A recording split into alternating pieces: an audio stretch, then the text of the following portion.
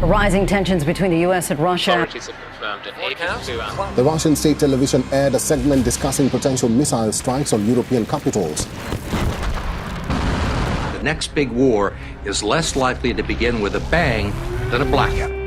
New York, California, Illinois, and Connecticut all ordering non-essential employees to stay home. Thousands of people have been protesting in the capital. Hospitals are overwhelmed, leaving health officials to make difficult choices about who to treat. Are there any real threats that you know of? Not at all. They think it's just gonna go away. The city that never sleeps, sleeps. Skyscrapers that once pierced the night sky now stand as monoliths of darkness. Streets that buzzed with life are frozen in eerie silence. Cars stall in mid-traffic, their drivers bewildered. Airplanes lose power, descending helplessly from the heavens. The glow of a million screens fades to black. It's not a blackout, it's an attack. It's 2025. In a single heartbeat, modern civilization falters. No lights, no internet, no communication. This isn't a nightmare. It's an EMP attack, an electromagnetic pulse unleashed by Russia upon the United States, the opening move in what becomes World War III. But how did we get here? Could our advanced technology have stopped this escalation? From quantum computing to AI-controlled drones, warfare has evolved in ways we could scarcely imagine. Before the world was shrouded in darkness, the warning signs of an impending conflict were already there.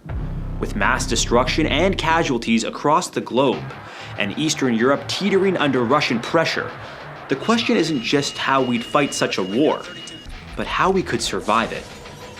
How would the average citizen endure a modern tech-driven global war? Can we use quantum computing to outsmart Russia's cyber attacks? They think to hack Americans is like a heroic thing for them. And most importantly, how can individuals prepare when they see the signs? Before we could answer these questions, we need to rewind and understand how this all began. We asked ChatGPT to simulate a hypothetical World War III in 2025. Keep in mind that this is just a large language model, not a sophisticated predictive AI like our militaries might use. So take this all with a grain of digital salt. The year is 2025, but the seeds were sown years earlier. Tensions between Russia and the West simmered, but recent events brought them to a boil. Under President Donald Trump, the United States has adopted an America First policy more aggressively than ever. It's going to be only America first. In a controversial move, Trump announces a complete withdrawal from NATO, fulfilling a campaign promise that rattled global alliances, stating that America will no longer bear the financial and military burdens of other nations. We're protecting Germany, we're protecting France, we're protecting everybody, and yet we're paying a lot of money to protect. Allies are left stunned and vulnerable. The ramifications are immediate and profound. European nations, now without the military might of the US, scramble to fortify their defenses. Confidence in collective security wanes. Countries like Germany and France accelerate their own military programs, but time is short. Russia seizes the moment. Without the looming presence of the US military, Russian forces begin massing on the borders of the Baltic states, Estonia, Latvia, and Lithuania, with all NATO members now questioning the alliance's strength. The memories of Crimea's annexation in 2014 resurface, but this time, the stakes are higher. Eastern Europe braces for impact while the rest of the world watches nervously. Citizens across Europe start to panic. Supermarkets are overrun as people hoard food, water, and essentials. Inflation surges as supply chains strain under sudden demand. The scenes are reminiscent of the early days of the COVID-19 pandemic, but amplified tenfold. The panic buying is causing a ripple effect across the continent. The key to surviving such dire circumstances is to have an emergency preparedness plan. Stockpile non-perishable foods, secure important documents, and establish communication strategies with family and community members. As spring turns to summer, the conflict shifts to a domain unseen by the naked eye: cyberspace. A cyber attack isn't just hacking a website. It's an assault on the very fabric of modern life. Russia unleashes a series of sophisticated cyber attacks on the United States and its former NATO allies. Power grids falter, plunging cities into intermittent darkness.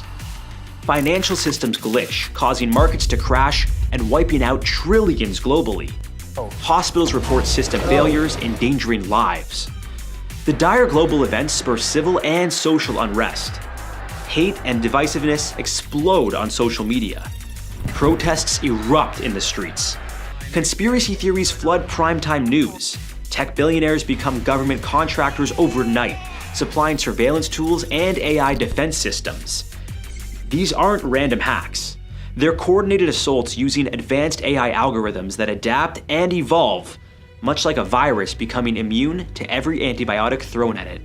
This echoes not only the 2015 cyber attacks on Ukraine's power grid, but also the 2017 WannaCry ransomware attack that crippled hospitals and businesses worldwide. For the average citizen, the impact is immediate and terrifying. ATMs are down, making cash scarce. Credit cards don't work. Gas stations can't pump fuel. The digital world we depend on crumbles. The economy grinds to a halt. Supermarket shelves are empty. Chaos ensues as people scramble for resources. A cyber attack impacts us in more ways than one, and survival means investment in alternative energy sources, like portable generators or solar chargers. Keep physical copies of important information and maintain a stash of cash in small denominations for emergencies. But this is just the beginning of the onslaught to come. If you're enjoying the video so far, hit that like button and don't forget to subscribe for more incredible survival stories. With cyber warfare breeding chaos, Russia advances its position. Under the pretext of protecting Russian-speaking minorities, Russian troops push further into Ukraine and the Baltic states. The European Union, without the backing of the US, struggles to mount a unified defense. The United Kingdom, Germany, and France rally their forces, but coordination is hampered by ongoing cyber disruptions. Surveillance and intelligence gathering rely heavily on tech and IT infrastructure, which are compromised. Without the US's advanced systems, they find themselves in the dark. Back in the United States, public pressure mounts. Despite earlier promises to avoid foreign entanglements, President Trump faces a critical decision. In a dramatic address, he announces that the US will take independent action to restore global stability. He promises to leverage the Space Force, along with more experimental military technology. Systems like directed energy weapons to pinpoint key Russian military targets, and quantum communication to create ultra-secure comms channels. The US military deploys cutting-edge technology to the front lines. AI-enhanced drones, like the XQ-58A Valkyrie, takes to the skies, capable of autonomous operation and swarming tactics. Soldiers are equipped with the Integrated Visual Augmentation System, IVAS, giving them augmented reality displays of the battlefield. But Russia is not far behind. They deploy their own AI-driven drone swarms and unveil the use of mounted nuclear-armed vehicles like the Avangard, which travels at speeds exceeding Mach 20 while attached to an intercontinental ballistic missile, rendering traditional missile defense systems nearly obsolete. We're witnessing the dawn of a new era in warfare. The side that controls the best AI might very well control the outcome of the war. Civilians feel the war's reach as resources are diverted to the military. Fuel shortages lead to long lines at gas stations. Food prices soar. Rumors of reinstating the draft spread fear among young adults. Survival now requires more than just supplies. Learning basic first aid is crucial as medical services become overwhelmed. Self-defense skills may protect you in lawless areas. Establishing a network with neighbors creates a support system for sharing resources and information. Community cohesion can mean the difference between chaos and order. You're going to need every ally you can get before things get nuclear. In a bold and unexpected move, Russia escalates the conflict by detonating a high-altitude nuclear device over the heart of America, at the edge of space above Kansas. The explosion unleashes an electromagnetic pulse, an EMP, that silently blankets the nation. An EMP is a sudden, devastating burst of electromagnetic radiation, a massive invisible wave that instantly overloads and disables all electronic devices in its path. Interacting with the Earth's magnetic field, it generates colossal surges of electrical currents, capable of crippling entire cities and regions. High-altitude EMPs like this can blanket thousands of square miles, disrupting power grids, severing communication networks, and dismantling electronic infrastructure. It's a silent weapon that brings a high-tech society to its knees. Instantly, the US power grid collapses. From New York to Los Angeles, cities go dark. Planes lose instrumentation mid-flight, trains grind to a halt, and electronic communications cease. The infrastructure that society relies upon is crippled. The Department of Homeland Security had warned of such threats, but preparations were insufficient. According to a 2017 report by the Congressional EMP Commission, recovery from a nationwide EMP could take months or even years. In anticipation of further attacks, the US scrambles to construct large EMP-proof structures for data centers, military installations, and communication hubs. These facilities function as colossal Faraday cages, structures made of conductive materials that block electromagnetic waves, keeping sensitive electronics safe from the chaos outside. In the aftermath, water and sewage systems fail. Supermarkets can't process transactions. Hospitals operate on limited backup power. Panic ensues. Politically, the government struggles to maintain order. Socially, trust erodes as misinformation spreads. Technologically, society regresses decades overnight. Environmentally, pollution and waste accumulation balloon. Law and order are strained as crime rates surge. Survival tip? Prepare an emergency kit that includes at least 1 gallon of water per person per day for several days. Learn water purification methods. Keep a supply of non-perishable food and a manual can opener. Consider using your own version of a Faraday cage to protect essential electronics from an EMP. With the US crippled, Russia escalates further by placing its nuclear arsenal on high alert. The world teeters on the edge of full-scale nuclear. In an emergency broadcast, he announces the activation of civil defense protocols not seen since the Cold War. Air raid sirens make a comeback and blare across cities. Citizens are instructed to seek shelter, participate in blackout drills, and prepare for the worst. Schools conduct duck and cover exercises. Fallout shelters are reopened and restocked. Misinformation spreads rapidly. America. You blame me for interfering with your democracy. Deepfake videos and AI-generated news reports flood social media, making it nearly impossible to discern truth from manipulation. The use of deepfakes in propaganda is a game changer. It's psychological warfare aimed at sowing discord and panic. The key to surviving at this point is to identify the safest place in your home, preferably a basement or an interior room with no windows.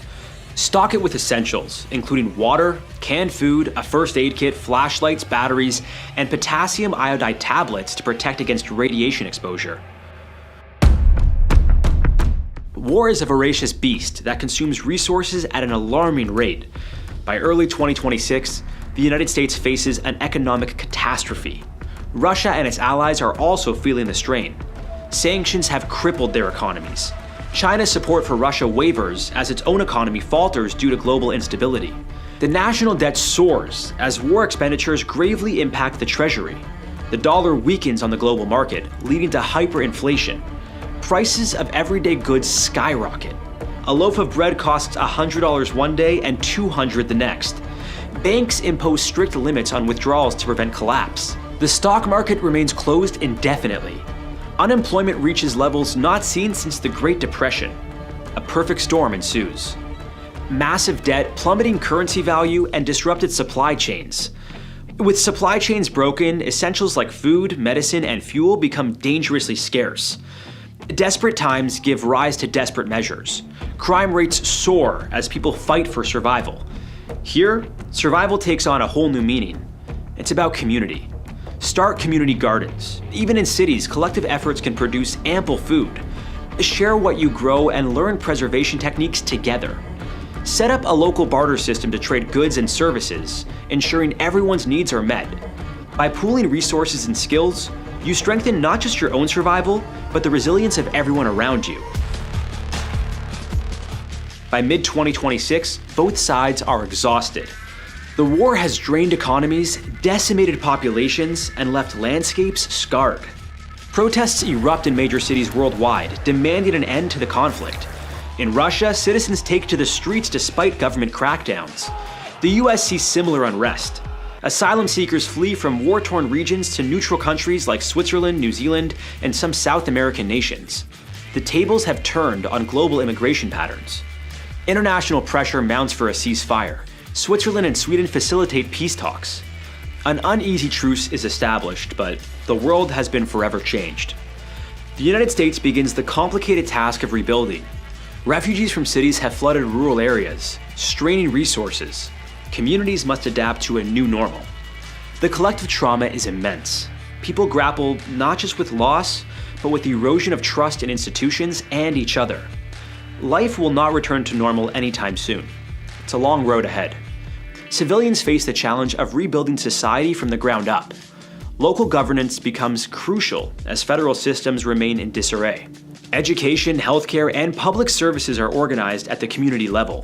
Throughout the conflict, small independent groups of hackers from both sides formed secret alliances. These groups worked tirelessly to lessen the impact of the war. They disrupted war-related systems, disseminated information globally to urge neutral countries to intervene, leaked key information about military plans, organized online campaigns and protests aimed at saving lives and stopping the war. Recovery is a long and challenging journey. Survival isn't just about meeting physical needs. It's also about healing our minds and hearts. Focusing on mental health and processing trauma is essential. Participate in or organize support groups where you can share your experiences and feelings. Mental resilience is just as important as physical survival. By supporting each other emotionally, we strengthen our ability to rebuild and move forward together. We have journeyed through a harrowing scenario, a world where technology both betrays and saves us, where alliances falter, and where the resilience of the human spirit is tested beyond measure. In times of chaos, staying calm and informed is crucial. Misinformation spreads quickly, so rely on trusted sources and verify what you hear. By preparing now, staying connected, and practicing essential survival skills, we can face uncertainty with confidence. While this is a hypothetical scenario, it underscores the fragility of our modern world and the importance of preparedness, both individually and collectively. The line between order and chaos is thinner than we might think. Stay vigilant, stay prepared, and above all, stay unified. An exciting expedition through the forests of West Africa is about to take a deadly turn. A startled bat comes out of nowhere and sinks its teeth into your hand, injecting the Ebola virus into your bloodstream. This hemorrhagic fever virus is notorious for intense inflammation and tissue damage throughout the body. Ebola disrupts the body's clotting mechanism, potentially resulting in internal and external bleeding. No wonder it has an average fatality rate of 50%. Brace yourself, because things are gonna get ugly. Like bleeding from your eyes ugly. When will the first symptoms appear? What can you do to fight it? And how long do you have until the virus kills you? The answers to these questions and more as we put you in the shoes of an Ebola victim. But for now, let's go to the moment of exposure. The Ebola virus enters your body through broken skin or mucous membranes in your mouth, nose, or eyes. Once it's inside you, the virus wastes no time in launching its assault. It infiltrates your immune cells, particularly your macrophages, the guardians tasked with protecting your body against invaders. The sneaky virus hijacks the cells, forcing them to produce countless copies of itself. This marks the beginning of a relentless attack against your body's defenses. The worst part? You won't feel a thing. You are a ticking viral time bomb. But the invasion won't stay silent for long. You might feel something is wrong before the end of a week. As the incubation period progresses, the virus gradually spreads throughout your body, infiltrating your tissues and organs. Common early symptoms of Ebola include fever, usually accompanied by headache, muscle pain, and fatigue. Initially, these symptoms might be mild and non-specific, like a common cold. At this point, you'll be taking some over-the-counter medications to control your fever and pain. But by day 7, brace yourself for a hellish experience. This virus is ready to show its true colors. You'll know something is definitely wrong when you start feeling sharp abdominal pains. Your gastrointestinal tract is under siege, causing constant diarrhea and vomiting, which leads to severe dehydration. Yeah, I know it sounds bad already, but we're just getting started. Ebola causes significant damage to the liver, compromising its function and leading to a condition known as viral hepatitis. This will likely lead to jaundice. That's the yellowing of the skin and eyes due to the buildup of bilirubin in your bloodstream. By now, you're probably aware that this is not a typical flu and you should be getting medical attention ASAP. Also at this point, your body's fluids are spreading the virus, so you should isolate and have a private bathroom until you get some tests done. If you're certain that you have Ebola, it's important now to retrace your steps over the last few days and determine the source of the virus. Identifying the cause of an outbreak early on can save your life and those around you. Okay, this virus can't fool your immune system forever. For the next 1 to 2 weeks, your body will mount its counterattack. Immune cells called B lymphocytes kick into gear and make antibodies which latch onto the virus and stop it from infecting more of your cells. Then, another branch of the immune system activates, producing T cells that go around hunting down and destroying the infected cells. Sounds like a good thing, right? Well, with Ebola, it's never that simple. In some cases, the immune response to the infection gets out of control, leading to a phenomenon known as a cytokine storm. This happens when you produce too many chemicals called cytokines, causing inflammation and damage to the body. Cytokines are small proteins that help control the activity and growth of your immune cells and blood cells. If your body produces too many of them, the results can be deadly. You can expect high fever, trouble breathing, vomiting, and diarrhea. If your sickness gets worse, doctors may use drugs to reduce inflammation and lower your fever. And you'll need to get IV fluids to prevent extreme dehydration. But the complications get a little more serious when you reach the 14-day mark. The infection may start to spread rapidly through your bloodstream, causing septic shock. This dangerous drop in blood pressure can lead to organ failure and, in some situations, death. Ebola can mess with your kidneys too, making it harder for them to clean your blood and to keep the right balance of salts and minerals. One particularly frightening complication is disseminated intravascular coagulation, or DIC, which is a fancy way of saying that the body's blood clotting system has gone haywire. This is scary. DIC may cause bleeding from the gums and eyes to the gastrointestinal tract and even the brain. And it's usually the most life-threatening aspect of the disease. This means all hands on deck for the medical team. They'll continue the fluids to keep you hydrated, assisted ventilation to keep enough oxygen in your body, and even dialysis to help clear waste from your blood. They might also have to use vasopressor drugs to help raise blood pressure and give you medications to help your blood clot. At this stage, you'll have to be isolated, and the doctors treating you will have to wear masks and biohazard suits to avoid contagion. The third week marks a crucial point where you can begin to recover or get closer to dying. Survival rates during this phase depend on different things like how old the person is, how healthy they were before getting sick, and whether or not they have access to good medical care. For some, the body might be able to fight off the virus and start healing, but For others, the illness might get more severe, making it harder to recover. There is no specific treatment for Ebola. What doctors do is treat the symptoms and hope that the body is able to fight off the virus. According to the CDC, there's no universal Ebola vaccine yet.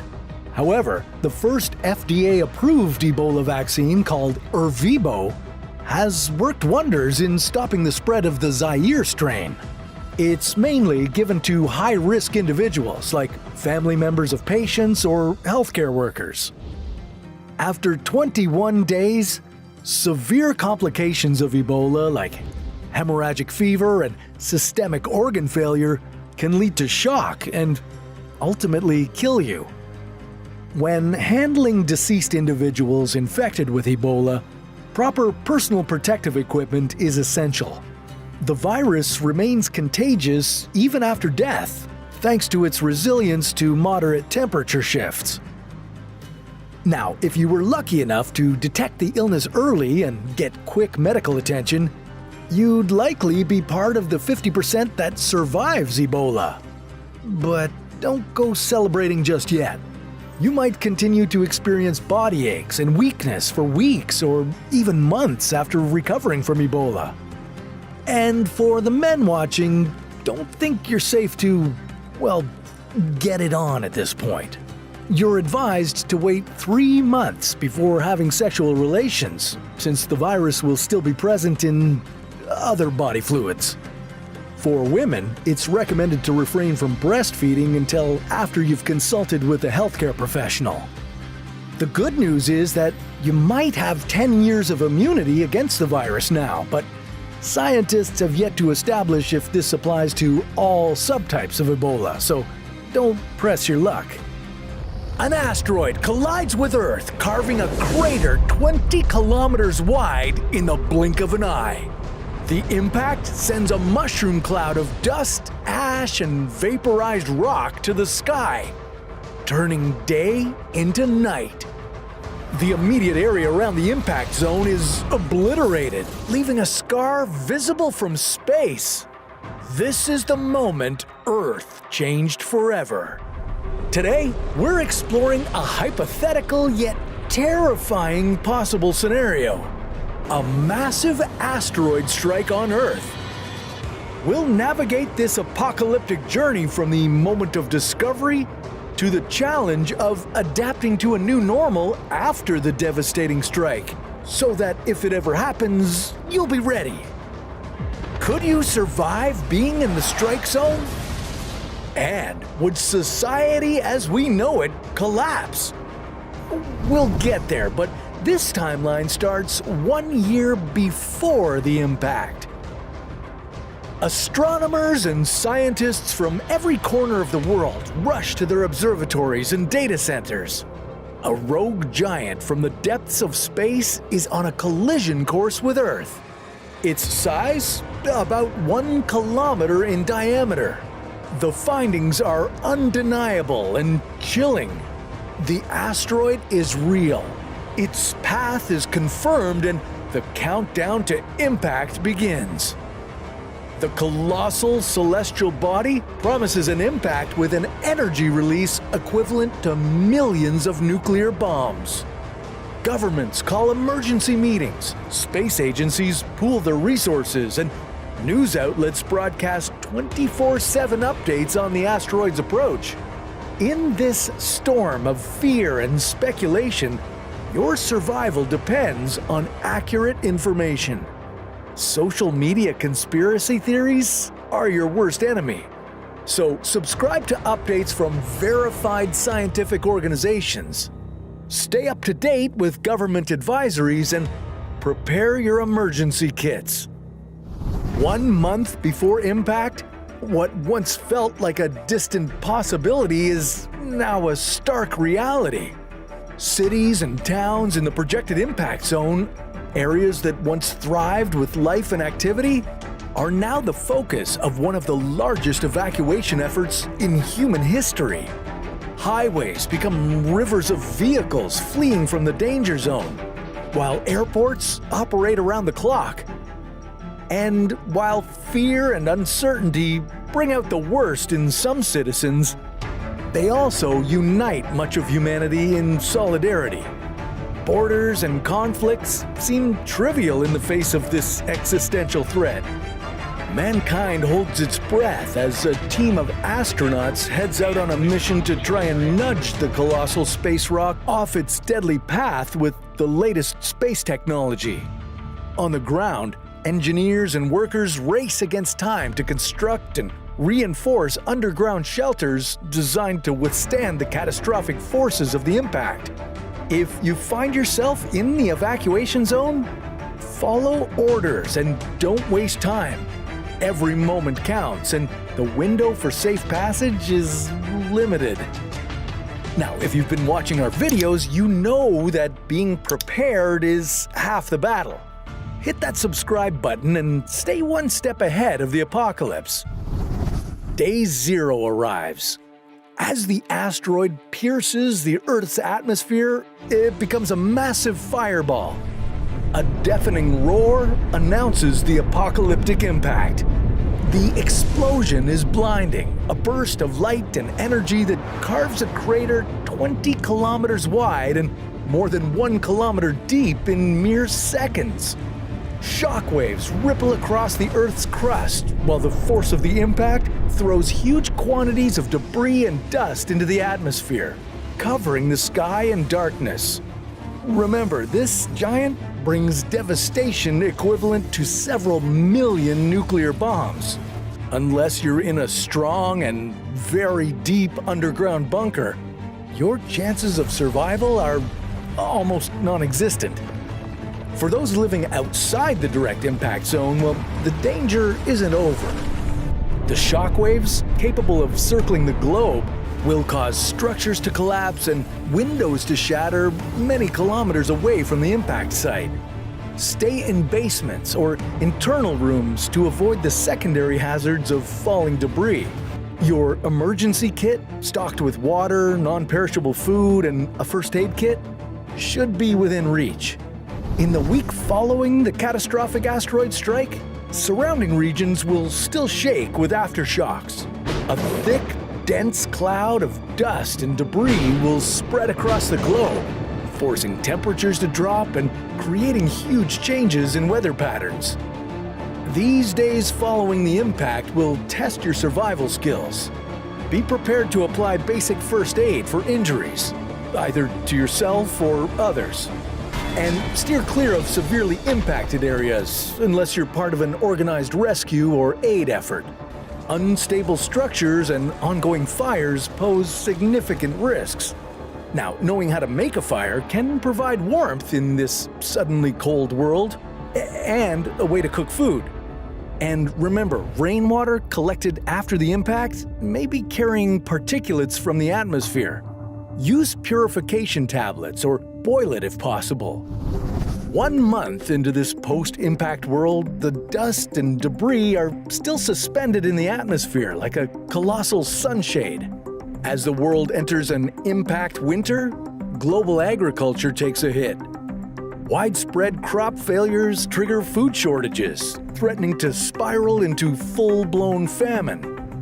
Focus on getting yourself some non-perishable food items, things that offer nutritional value and have a long shelf life. Add layers of clothing to stay warm and insulate your home or bunker. Wood stoves can help solve your heating problems, but keep in mind the importance of ventilation to avoid carbon monoxide poisoning. By month 6, the fabric of society has been stretched to its limits. Regions damaged by the impact and the changing climate see an exodus of refugees looking for shelter and sustenance. As our conventional forms of trade and commerce fall into decline, people will get desperate and resort to looting and crime. Forming neighborhood watch groups or community patrols will provide security while also building stronger community bonds. At this point, maintaining your mental health becomes as crucial as securing food and water. Try to connect with other people and share your experiences. Engaging in stress relief activities will help you to cope with your emotional distress. 5 years after the hit, humanity is still struggling to adapt to the new normal. The psychological toll is huge, with trauma and grief rippling through communities. But then, a ray of sunshine brings good news. Literally.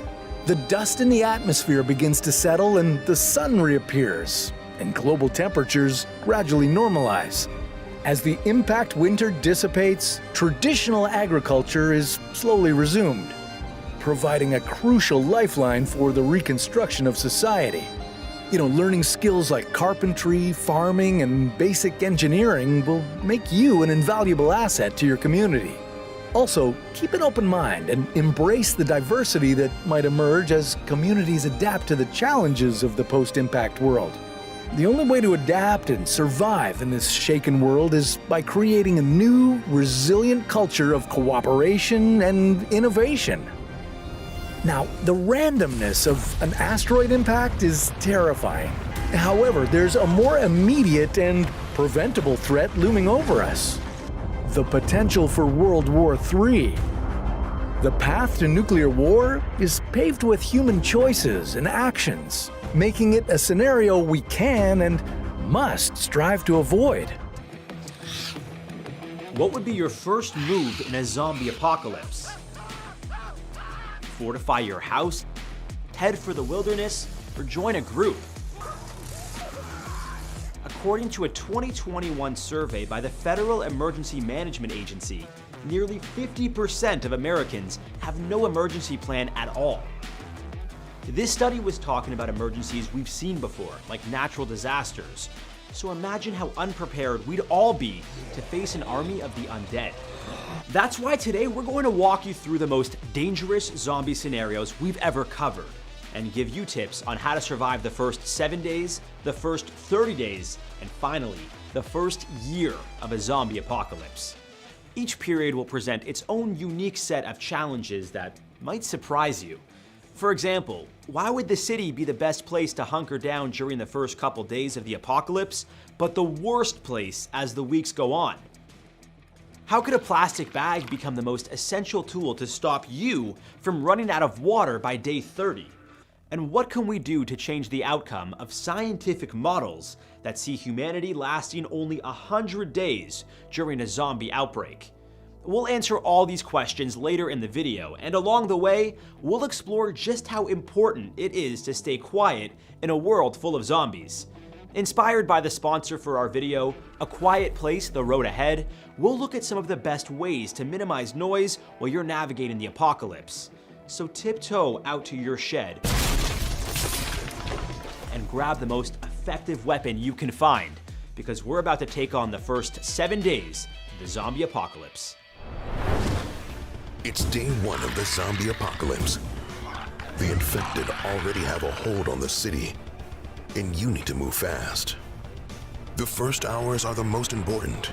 If you want to make it out of this alive, you'll have to walk the fine line between rushing into a death trap and being left behind. First things first, whip out your phone. Yeah, not what you were expecting, but you may as well use it before communication is totally cut off. Check your map and put a pin on the nearest stores, gas stations, and routes that will get you out of town.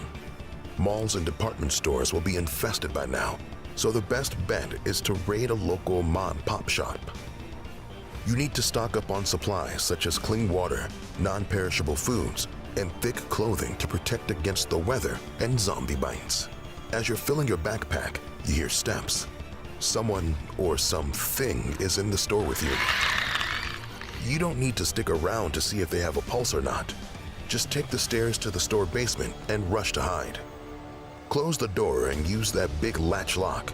The door should hold for now.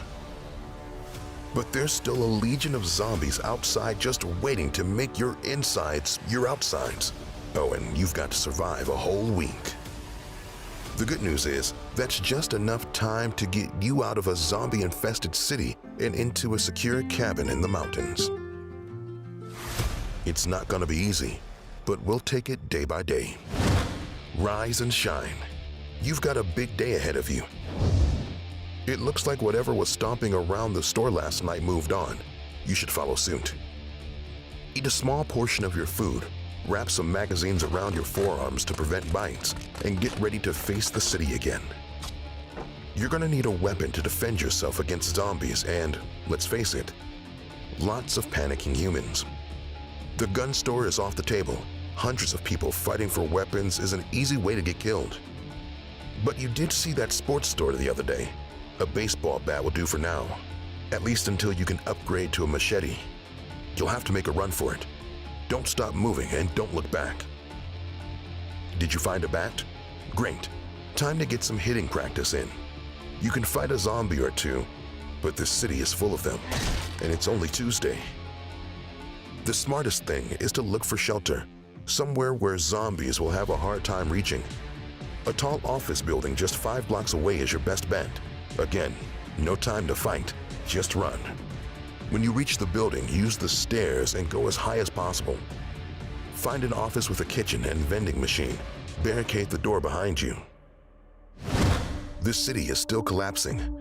The zombies are enjoying their all-you-can-eat flesh buffet, so stay put and plan your next move. Check the map on your phone and plan a route to escape the city. Your battery will die eventually, so grab a pen and paper from the office and draw the map. Highways are death traps, so look for alternative routes. Remember to pinpoint gas stations and stores along the way. Search the whole office for food, clean water, and a first aid kit. Now allow yourself to rest while the world falls apart.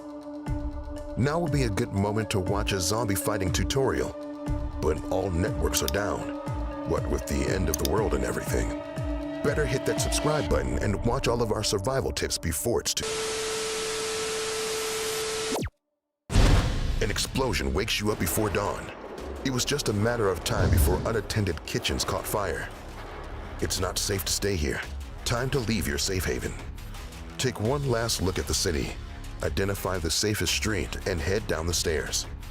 The ground level could be dangerous, so keep going down to the parking lot. There's no point driving a car right now. They're way too loud. But an electric scooter or a bicycle is an excellent way to move around the city without making any noise. Lucky you, this scooter has a helmet attached to it. Let's roll. Darkness is your new best friend. You'll be harder to spot by both zombies and humans. A fully charged electric scooter can ride for about 50 kilometers. Ride as fast as you can and keep your bat handy. The sun is rising, and so are your chances of being eaten alive. Avoiding threats is becoming harder. Suddenly, a zombie tackles you to the ground. Your helmet saves your head from dragging on the pavement. You quickly turn to find a zombie charging at you.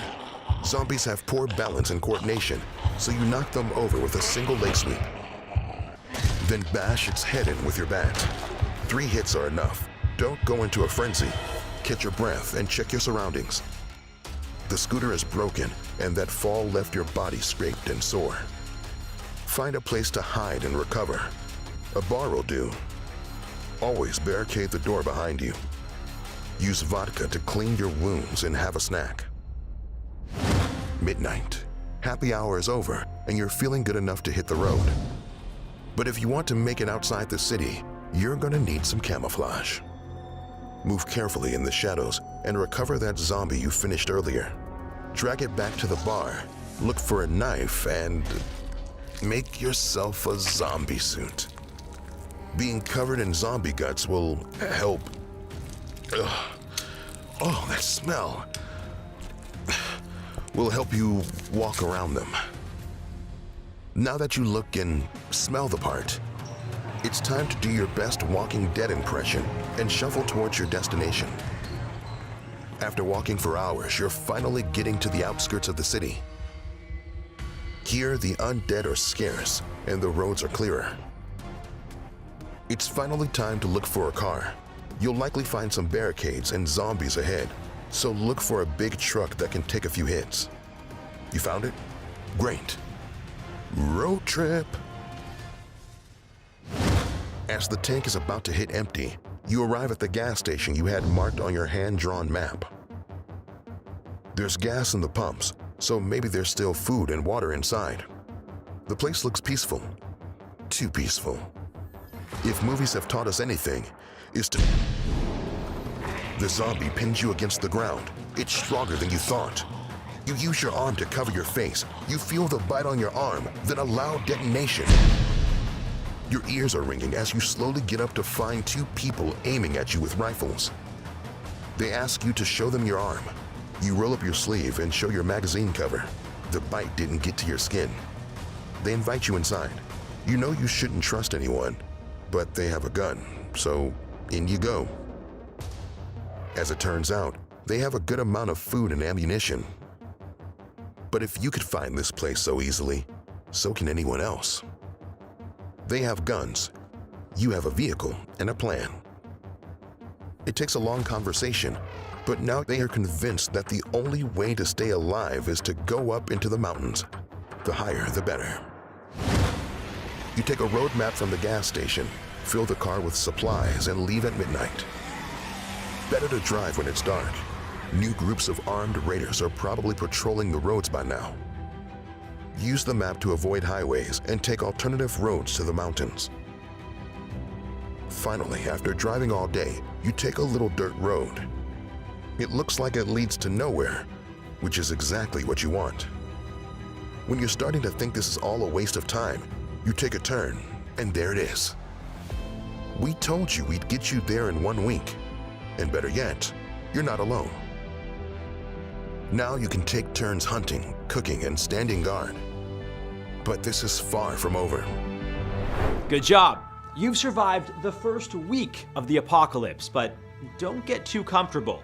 From here on out, things only get worse. One wrong move could have you eaten alive. But hey, there's some good news.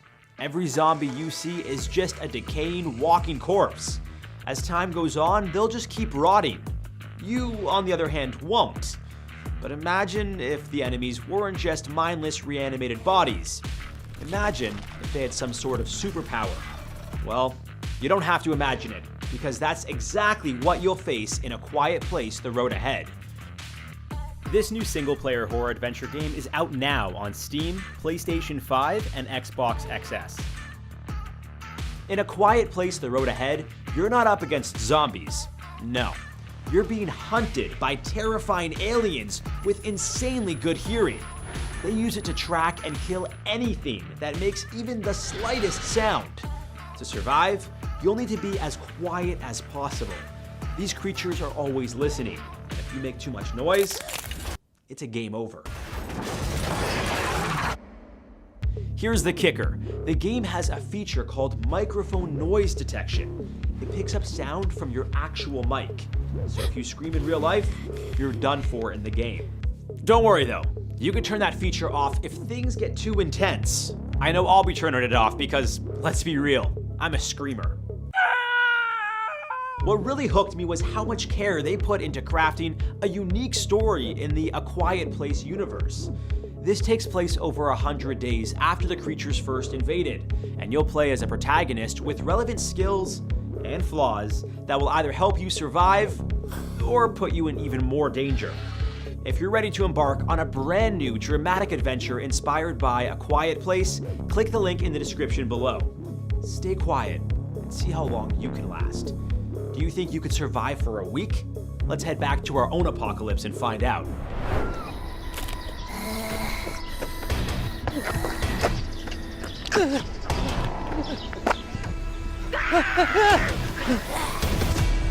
If a zombie outbreak happened in real life, how long could humanity survive? Some fictional estimates see us triumphing over the zombies quickly. Others see us holding up for decades. But now, we've got our first real scientific estimate on how things would go down, and spoiler alert, it's not good. According to research from Leicester University, in as little as 100 days, humans would be outnumbered by zombies 1 million to 1. The study also predicts that just 3 months after the start of the zombie outbreak, there would be less than 300 humans still standing. And in case that's not depressing enough, less than a year later, everyone would be dead. undead, to be specific. So, what can we do to change this grim outlook?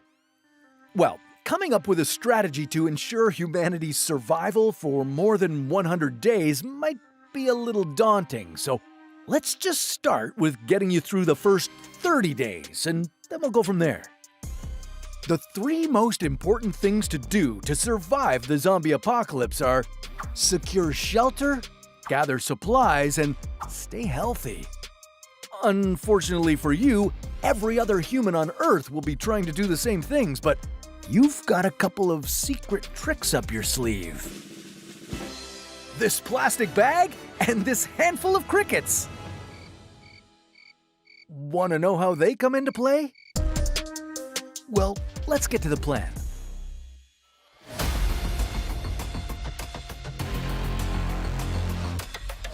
On day 1, news of a strange outbreak hits your TV screen. People are biting other people, exhibiting aggressive behavior, and just not dying. Mommy's dead. No, he isn't. Get up! Rule number 1 in any crisis: don't panic. Use this day to gather your essentials: water, food, first aid supplies, and tools. And yeah, some sort of weapon. It's better to be safe than sorry. Groovy. In the first week, chaos reigns. The infection spreads rapidly through densely populated areas. At this point, it's best to avoid major cities. They'll be the first to fall. If you're in a rural area, you're at an advantage. Set up defenses and secure your shelter. Lay low and avoid contact with others as much as possible.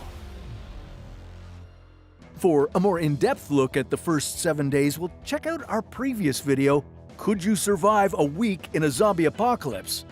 And subscribe to our channel for an ongoing education of survival tips. It's good for your brains.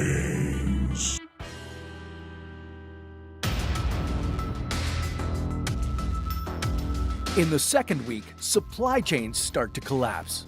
Store shelves are emptying fast. Now's the time to ration your resources. 4 liters of water per person per day is the golden rule. Now, for food, stick to a high-calorie, low-consumption diet to conserve supplies. You remember those crickets I mentioned earlier? Yeah, well, here's where they come in handy. Crickets contain about as much protein as chicken, but require vastly fewer resources to farm. If you're feeling adventurous, insect farming could be a viable food source. By week 3, services like electricity and running water might be a thing of the past. Now, zombies are attracted to noise, so it's actually a silver lining. Get used to a quieter, simpler life. Also, hygiene is now a priority. Illness and infection can be as deadly as any zombie bite, so stay clean and keep your shelter tidy.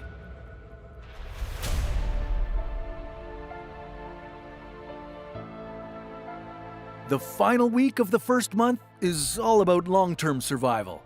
Start considering sustainable sources of food and water. If you can, plant a garden.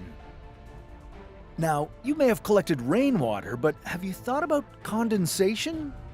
Well, here's how you do that. Attach a clear plastic bag to a leafy tree branch. As the sun heats the air inside the bag, moisture will condense on the inner surface and then trickle down to the bottom. Hey, it's unconventional, but you've got yourself a water source. And never forget, stay vigilant. Zombies don't get tired. However, they're not exactly world-class sprinters, so keep your wits about you and you'll stay one step ahead. Congratulations! You've survived the first 30 days of the zombie apocalypse. See? I told you that plastic bag was gonna come in handy. But be careful when using it, because those things can be noisy, and noise is a great way to bring hungry zombies to your doorstep. In a quiet place the road ahead, you'll be equipped with a phonometer, a tool that tells you if you're making too much sound. In the real world, you'll only know if you made too much sound when you turn around to see a zombie charging towards you. and by then, it will be too late. So instead, here are my 3 best tips for staying silent in a zombie apocalypse. 1. Avoid wearing noisy clothing. Yes, a leather jacket might be a slick look for the end of days, but it will squeak every time you move and attract the undead. So instead, go for soft fabrics like cotton or wool that are quieter, and avoid zippers at all costs. 2. Use natural sound barriers. If you need to break something or make noise, do it during natural noise events like thunderstorms or heavy rain, which can help cover your sounds. Moving near running water can also drown out any sounds you need to make. In a quiet place the road ahead, your phonometer will show you how much sound you're making in relation to the ambient noise around you, so you can choose your opportunities wisely. In real life, unfortunately, it's more of a guessing game. 3. Communicate with hand signals. Develop and practice a system of hand signals to communicate with your group. Talking, even whispering, can alert zombies. This one will be especially important as the apocalypse drags on for months and even years. However, a good communication system is worthless if you don't have anyone around to communicate with. How many people should you have in your group if you want to make it through the first year? Let's check out our final video to find out. We interrupt this program to bring you this important news bulletin. We are receiving unconfirmed reports right now of random acts of violence and mass murder all over the city by what are described as bloody corpses in a trance-like state. You probably think you could survive a zombie outbreak, don't you? Well, that's what everyone thought when it first started. They knew exactly who they wanted in their squad, which weapons they'd use to efficiently destroy the undead, and they even had the perfect home base scouted out. But it was so much more complicated than that.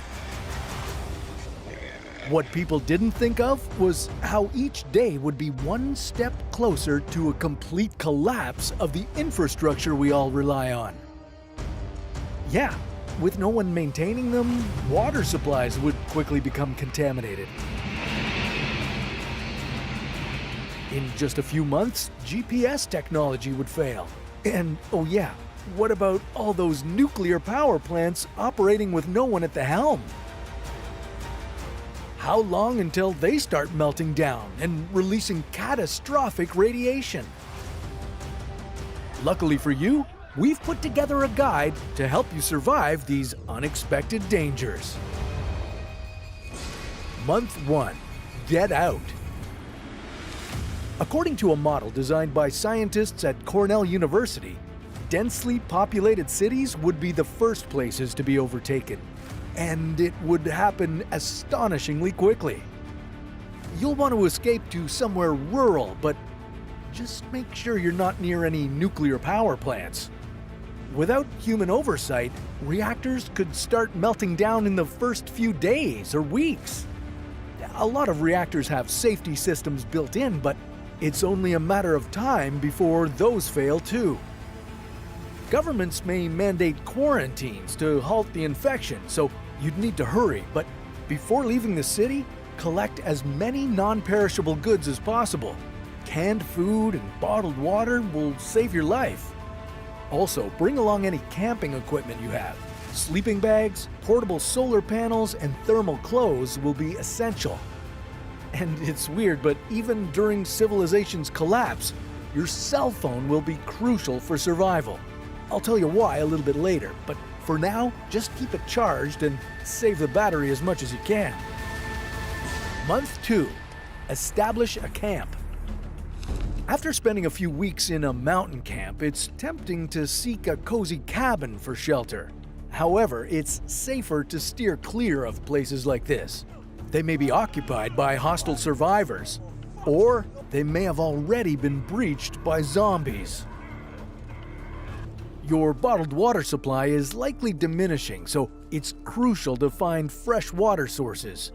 Listen for lakes or rivers, but avoid setting up camp too close to them as they'll attract potentially unfriendly survivors.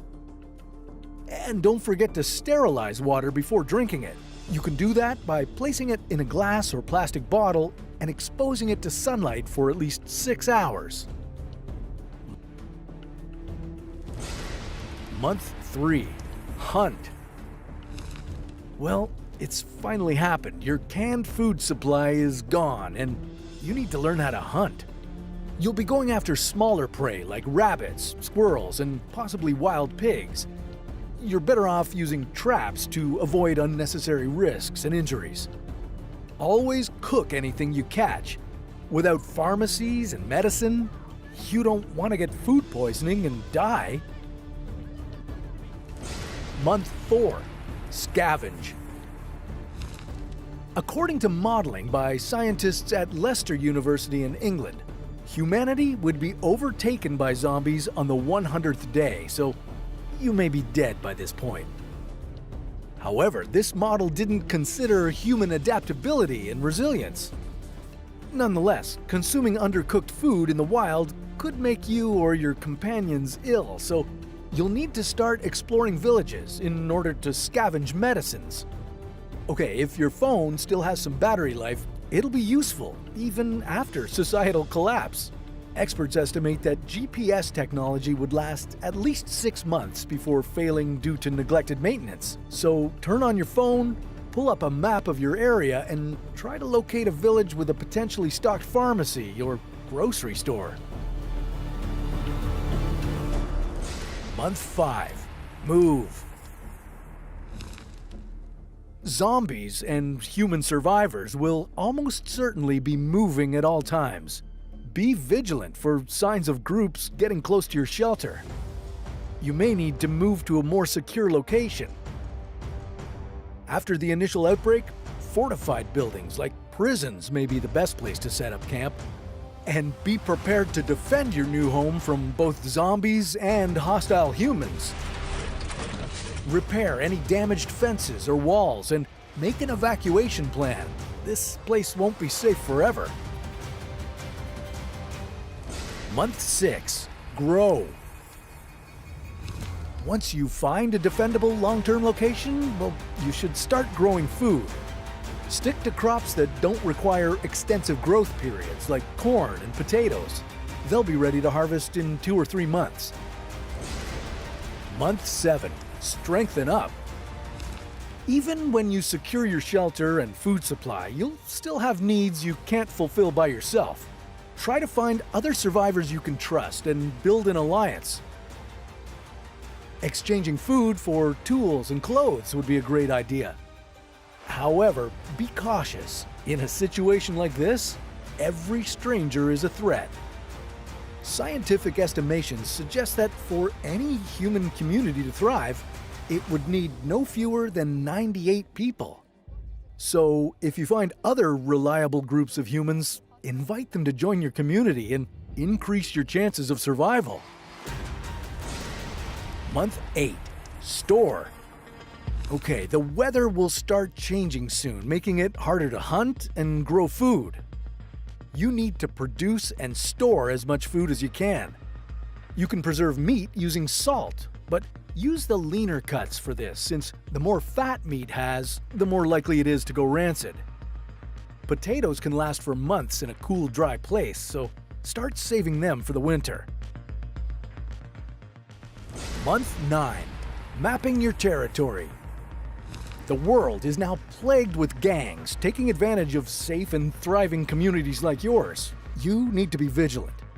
The only way to know what's happening in your surroundings is to designate scouts to explore the terrain. Month 10. Fortify. The number of infected is increasing daily. By now, hordes of zombies are making their way to the mountains.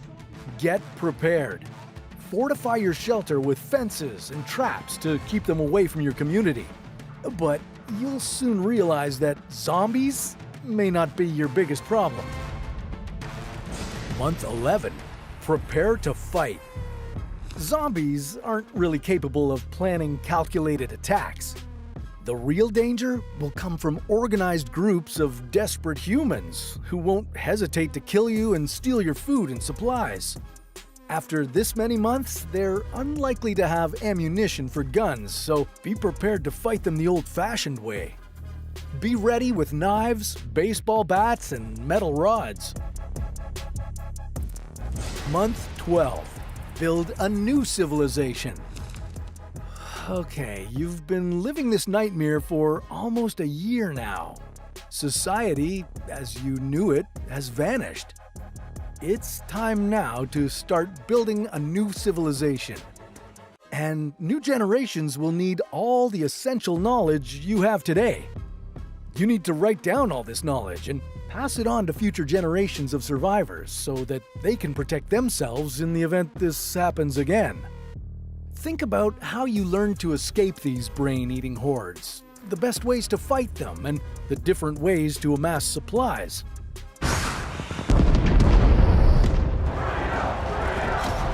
You and your family wake up to an emergency broadcast. The United States is now in a state of emergency. Riots erupt, statues are torn down, and the government collapses under the weight of escalating violence. Food shortages and rampant looting lead to widespread panic.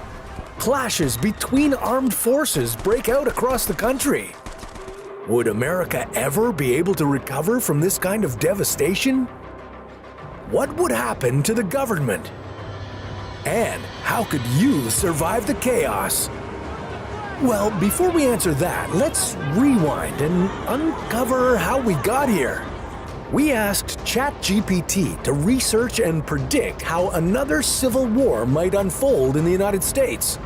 Now, keep in mind, GPT is just an LLM, a large language model. It's not a sophisticated artificial intelligence, so this simulation isn't perfect.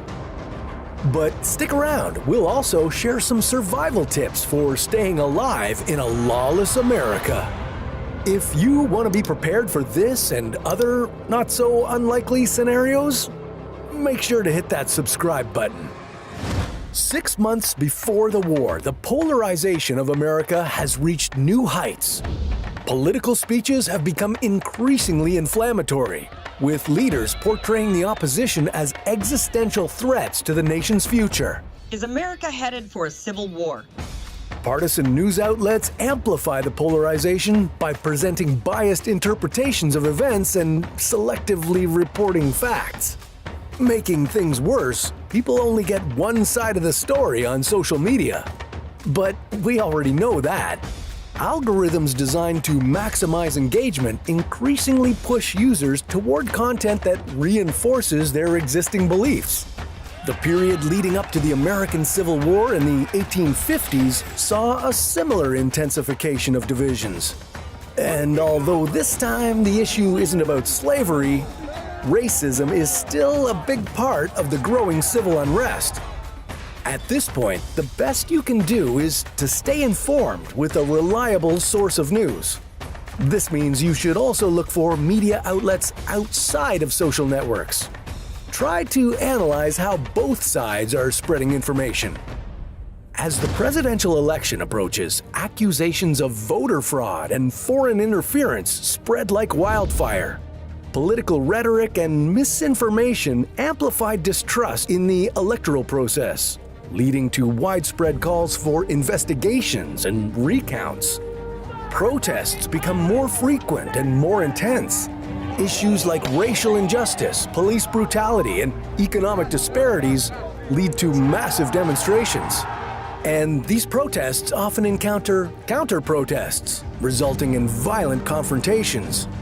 The atmosphere becomes charged with tension as both sides view each other not just as opponents, but as enemies. Pay attention to warnings from local authorities and independent news outlets. Being aware of potential hotspots for violence can help you avoid dangerous situations. 1 week before the war, secessionist movements begin to pop up across the country. States and regions disillusioned with the federal government start declaring their independence.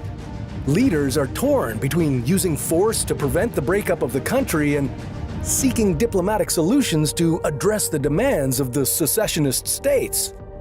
Supporters of secession see it as a legitimate exercise of self-determination and a way to reclaim their rights and freedoms.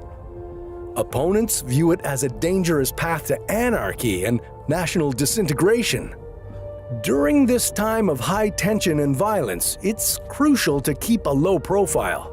Move quietly and cautiously near conflict areas, avoiding sudden movements that could draw attention, or worse, gunfire. As the crisis deepens, divisions within the military and law enforcement become inevitable. Citizens in these institutions begin to take sides based on their political beliefs and regional loyalties. Some units refuse to obey orders from the federal government, while others remain loyal, leading to a fragmentation of authority and control. This means more violent confrontations. For civilians, the division within the military and law enforcement poses a significant threat. The breakdown of law and order now leads to an increase in crime and violence. And with different factions fighting for control, civilians find themselves caught in the crossfire. Familiarize yourself with escape routes and safe zones. Knowing where to go and how to get there if your current location becomes unsafe will become crucial for your survival. As the federal government loses its authority, paramilitary groups and militias begin to mobilize.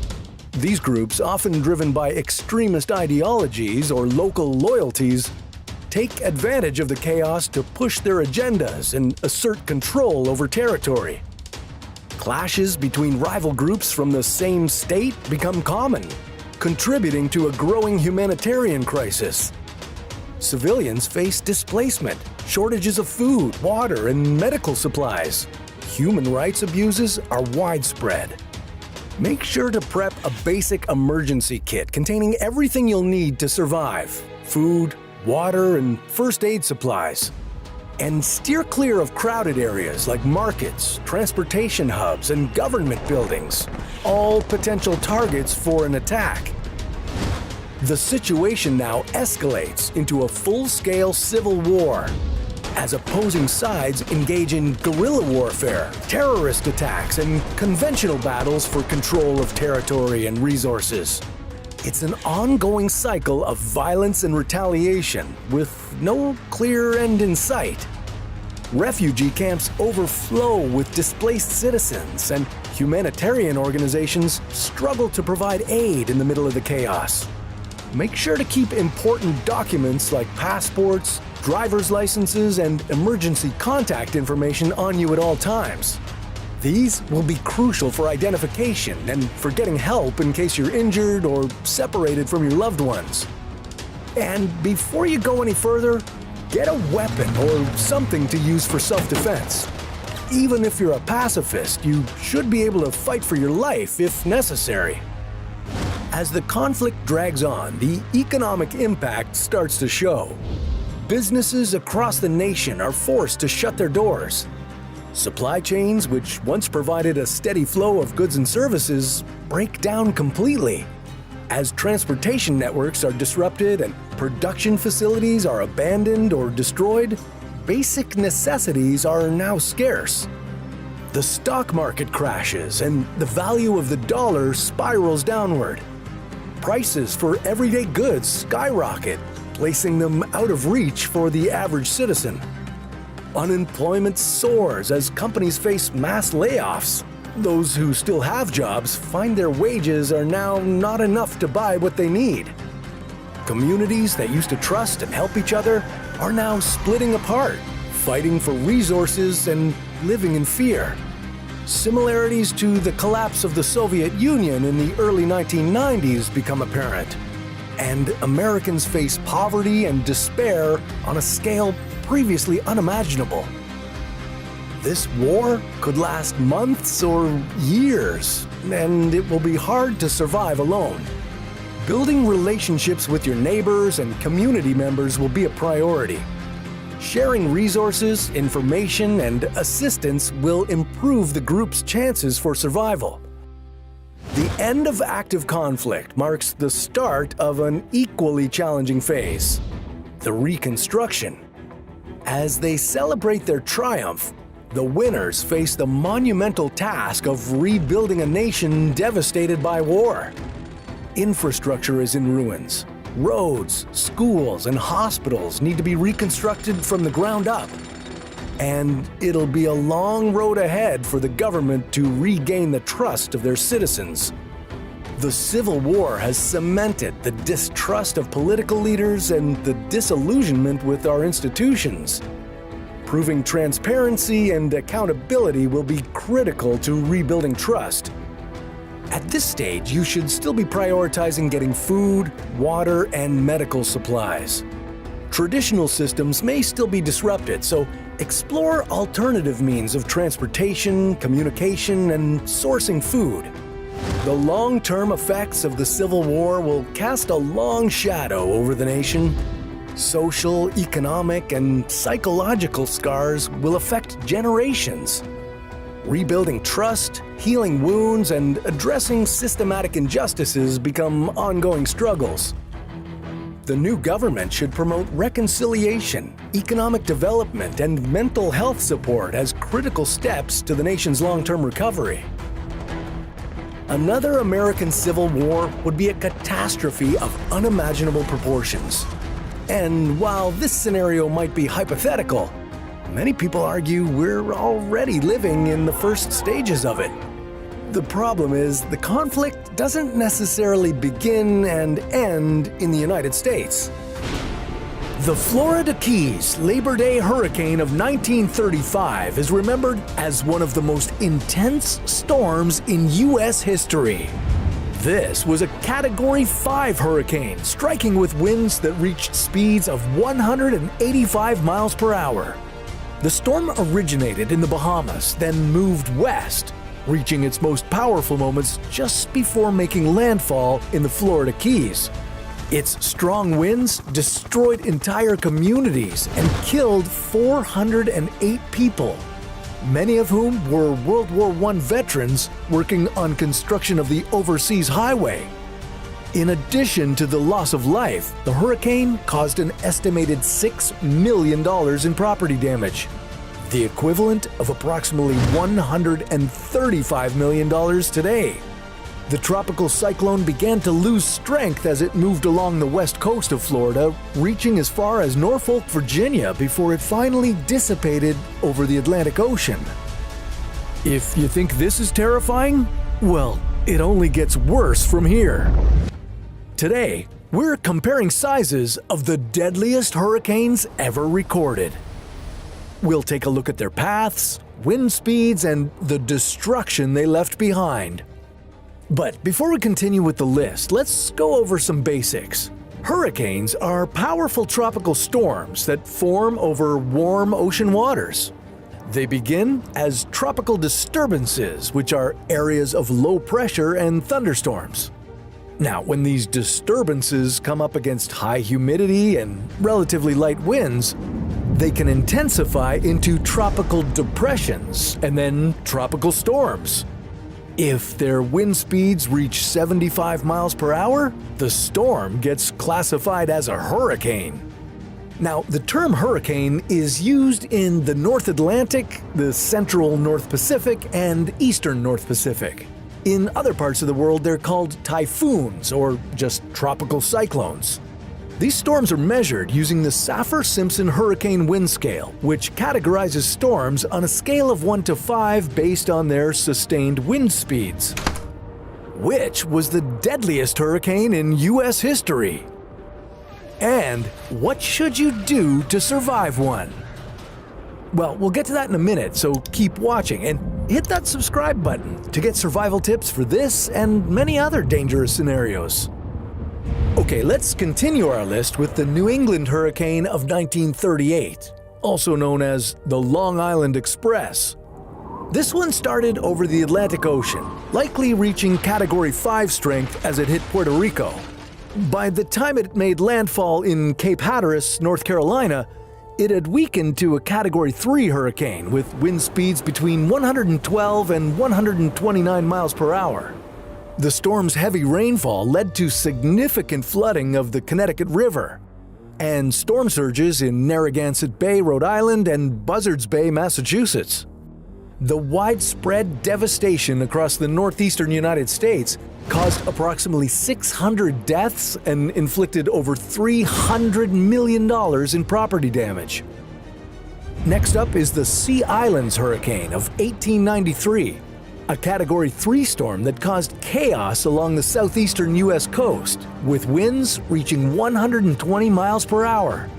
Formed over the Atlantic, it moved west toward the Lesser Antilles before heading north through the Bahamas and striking the Sea Islands of Florida, Georgia, and South Carolina. This hurricane was devastating, killing an estimated 1,000 to 2,000 people and causing $1 million in property damage, which was a lot of money back in 1893, about $35 million in today's dollars.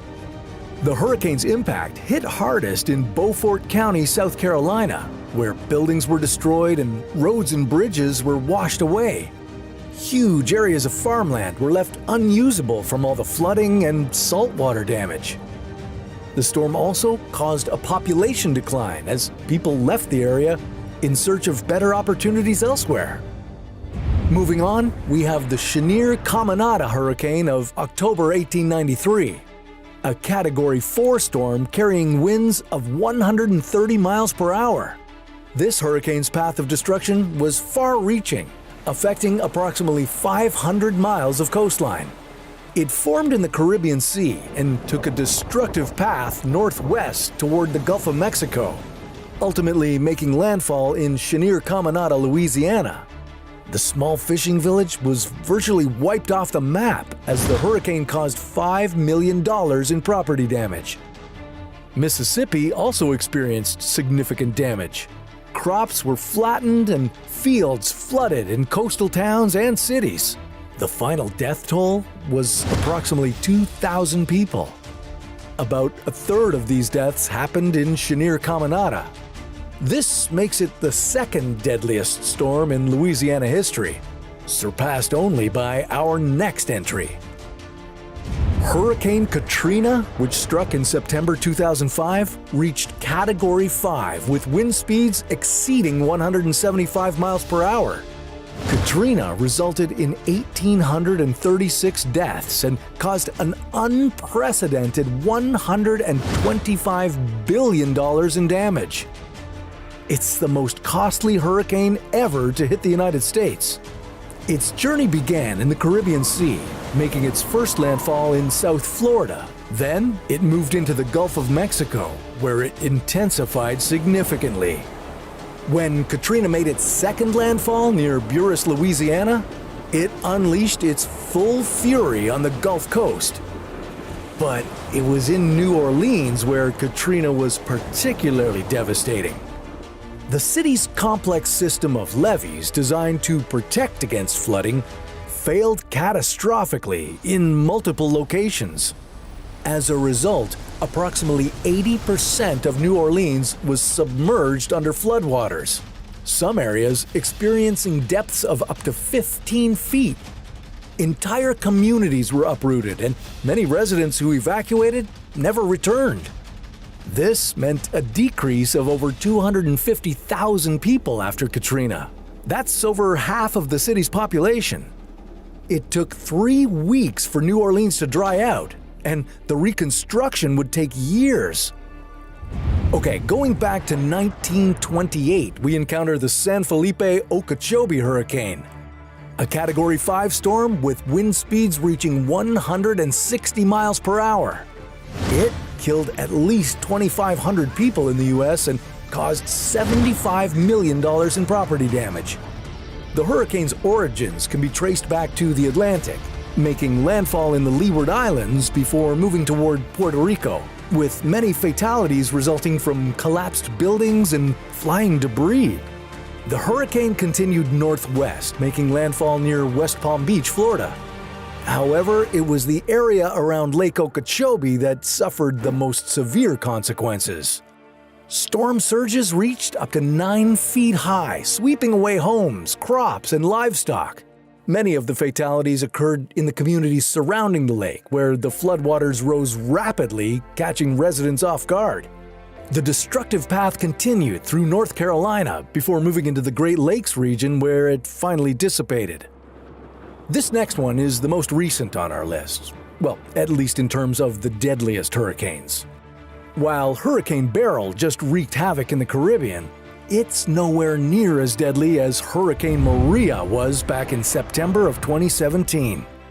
This Category 5 storm with wind speeds reaching 175 miles per hour resulted in 3,059 deaths and caused an estimated $90 billion in property damage. The storm first made landfall in Dominica, where its powerful winds and heavy rains obliterated buildings, uprooted trees, and led to widespread flooding. Maria then whooshed its way over to Puerto Rico as a Category 4 hurricane, bringing winds of 150 miles per hour and 23 inches of rain.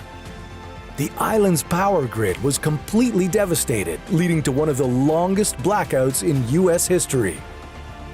The lack of electricity had a cascading effect, disrupting water supplies, healthcare services, and communication systems.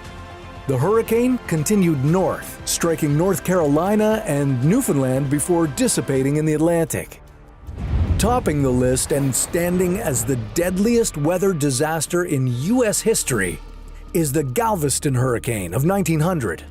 This Category 4 hurricane, with wind speeds reaching 145 miles per hour, killed approximately 8,000 people and caused roughly $30 million in property damage, which was a lot at the time. After traveling across the Atlantic Ocean and hitting the Gulf of Mexico, the hurricane made landfall on Galveston. The city, located on a barrier island off the Texas coast, wasn't prepared for such destructive power. The storm surge overwhelmed the low-lying island, sweeping away buildings, homes, and infrastructure. Entire neighborhoods were obliterated, and thousands of residents were caught in the raging floodwaters. Many of the victims drowned or were crushed by collapsing buildings. The once thriving port city, which had been a major economic hub, faced years of rebuilding and economic hardship. The city took measures to mitigate future risks, including raising the level of the entire city and constructing a seawall to protect against storm surges. When a hurricane is forecasted, it's crucial to seek sturdy shelter or evacuate to a safer location. Ensure you have an emergency kit with essential supplies like flashlights and your important documents. Stay informed through reliable weather sources and pay attention to the evacuation orders or warnings issued by local authorities. Once the hurricane arrives, stay indoors and away from windows. Even after the eye of the storm passes, remain indoors until authorities declare it safe to go outside. Do you want to learn about monkeypox? Because I got it. A single touch could leave you fighting for your life. That's how dangerous the viral disease Mpox is, and it's spreading faster than ever. The silent killer, formerly known as monkeypox, is proving to be a growing threat, with more hostile strains like Clade 1b sweeping through vulnerable populations at an alarming rate. Its spread shows no sign of slowing. Could this outbreak mean we're on the brink of another pandemic? Does the new strain have even worse symptoms? And if you catch the virus, can you ever fully recover from it? From its animal origins to human transmission through close contact, we'll show you exactly what happens if Mpox gets to you. Spoiler alert, it's not pretty. We'll walk you through the stages of Mpox infection, from its stealthy start to the ongoing devastating consequences. So pay attention, because this one is critical. For more life-saving tips, hit that subscribe button and stick around for more incredible survival stories. When Mpox first gets in your body, you won't notice anything. But the invasion has begun, and now it's brewing like a ticking time bomb. It's targeting your immune system without immediate symptoms. You're walking around feeling just fine, but that's the virus's stealth mode. And just to be clear, this isn't just a disease that monkeys carry. In fact, that's why scientists changed the name to Mpox. It can be spread by rodents, small mammals, and yes, us humans. This makes it a much broader threat than you might think. So if you've come into contact with a known source, wash your hands immediately. We recommend alcohol-based soap for extra potency, especially if you've touched someone with a rash. You may not realize you have it yet, but by the end of the week, you definitely will. By day 6, the virus takes a sharp turn. What starts as flu-like symptoms quickly escalates. As Mpox begins its more aggressive attack, you may start to come down with a fever and feel fatigued. It's like the flu, but far worse. Headaches, body temperature soaring over 102 degrees Fahrenheit, swollen lymph nodes, and complete and utter exhaustion. By this stage, you'll notice the virus shifting gears as respiratory problems start to take hold. You're going to want to see a healthcare provider as soon as you can. You're not just at risk, you could be spreading it to others. Those most vulnerable to Mpox include people with weakened immune systems, babies, individuals with eczema, and pregnant women. Luckily, unlike COVID-19, you can't get Mpox by breathing it in, but you'll still want to social distance, especially if you're in a hotspot like the Democratic Republic of Congo, which has had over 21,000 suspected cases of Mpox in 2024. This includes 5,000 confirmed cases with 700 deaths. You'll want to be super careful about what you touch. Mpox spreads through direct contact with rashes, scabs, bodily fluids, and contaminated objects like clothes, bedding, and surfaces. The virus lingers on these materials, making sanitizing and avoiding contact in outbreak zones essential. So, what should you do? Keep your distance, avoid intimate contact, and wear a mask when you see a doctor. When Jeffrey Todd first saw the mark on his face, it looked like a pimple. At this point, things get ugly. By day 14, rashes begin to spread across your body. These aren't just your average rashes. The most important thing is to try not to touch or scratch the rash. That's a big no. Doing so spreads the virus and increases the risk of bacterial infections. If you do accidentally touch your rash, wash your hands with soap and water and avoid touching sensitive areas. In more severe cases, your rashes could emerge and become more widespread, forming at your mouth, eyes, and your genitals. If the lesions are in your mouth, saltwater rinses and prescription mouthwashes can help ease the pain, but that won't stop the virus. The worst symptoms are still yet to come. By day 22, the situation becomes critical. This is when Mpox starts spreading beyond the skin, affecting your vital organs. Your immune defenses become overwhelmed, leading to a state called immune dysregulation, where they can no longer distinguish between friend and foe. Then things take a sharp turn for the worse. Sepsis. It's your body's ultimate betrayal. This is when the fight against infection backfires and your organs start to shut down, turning survival into a race against time.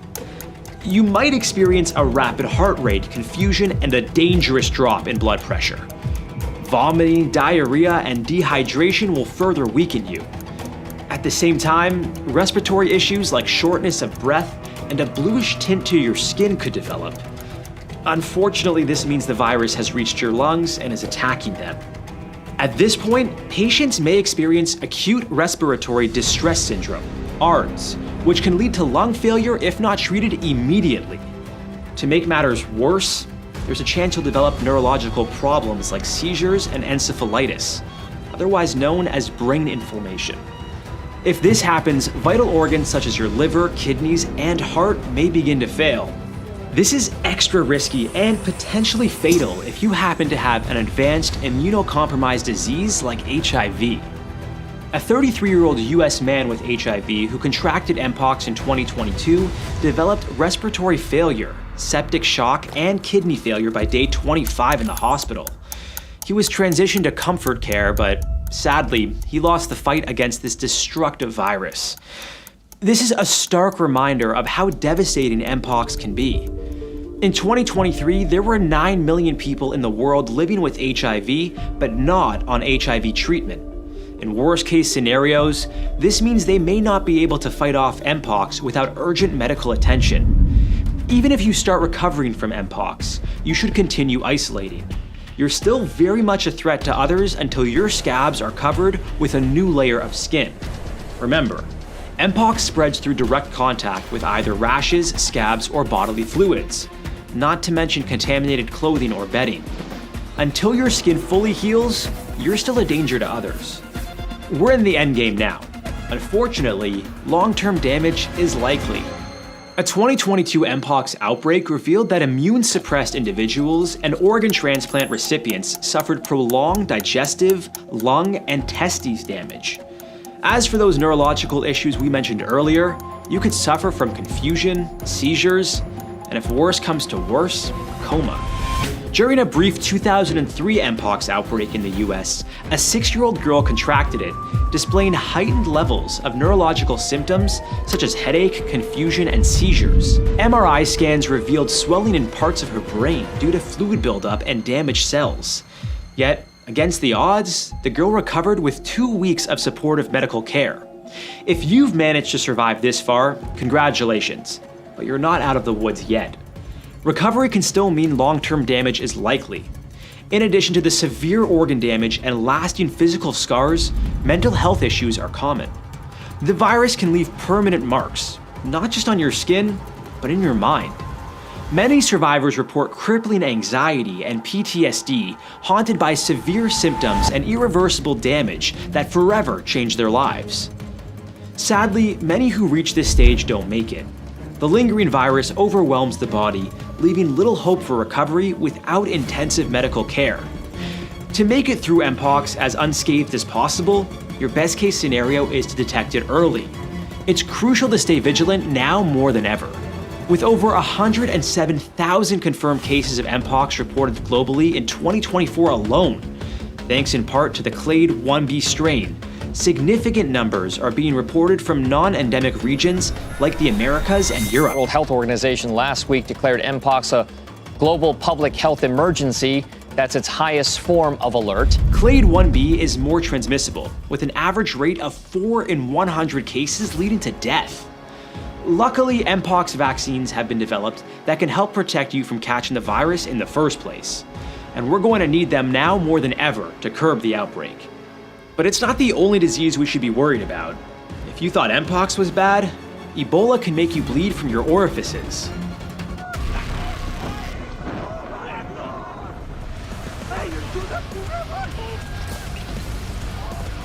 Tornadoes can happen at any time and can turn your life upside down.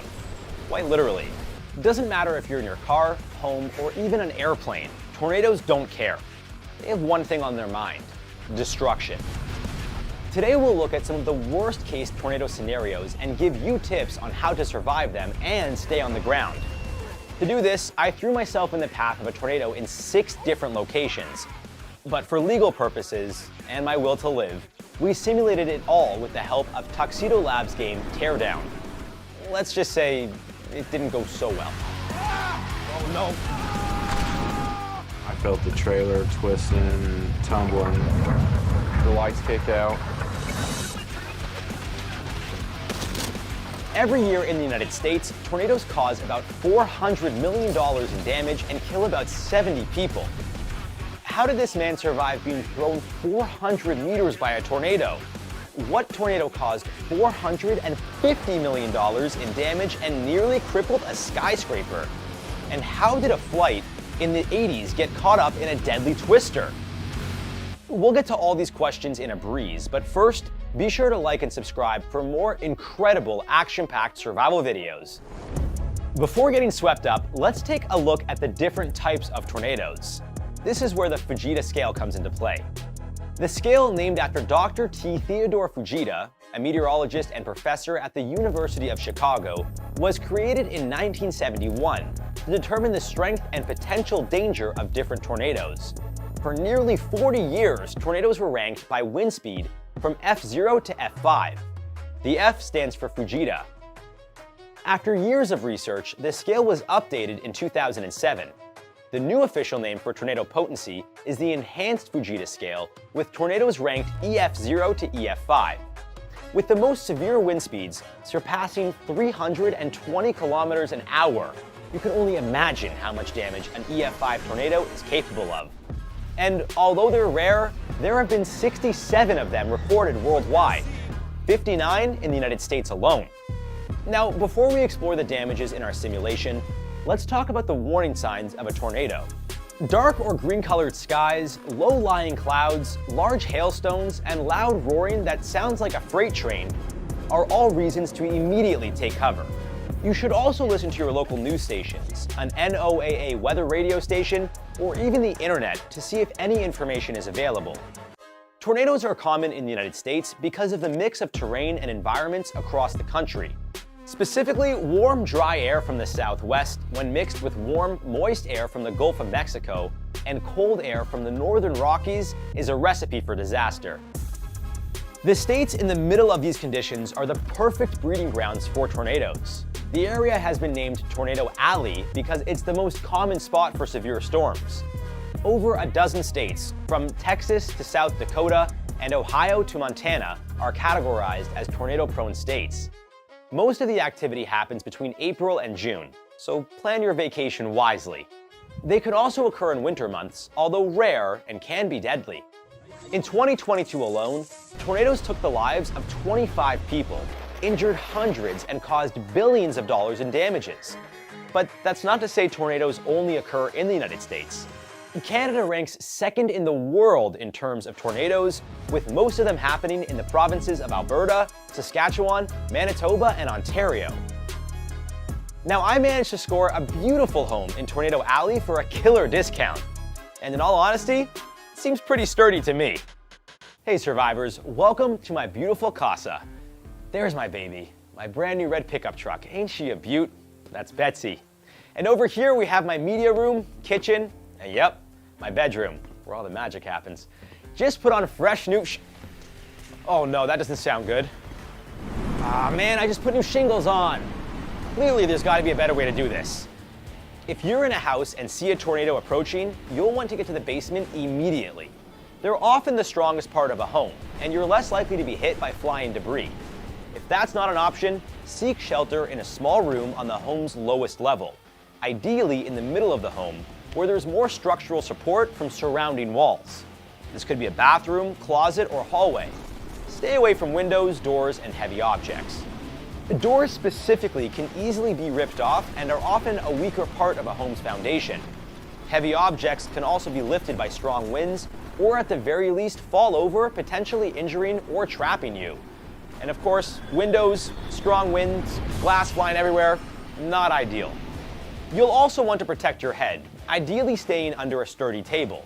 Use blankets, a mattress, or a sleeping bag to protect your body. The windows just go boom, they all exploded, and under our feet, the floor went it jolted a couple times, and then we just took off.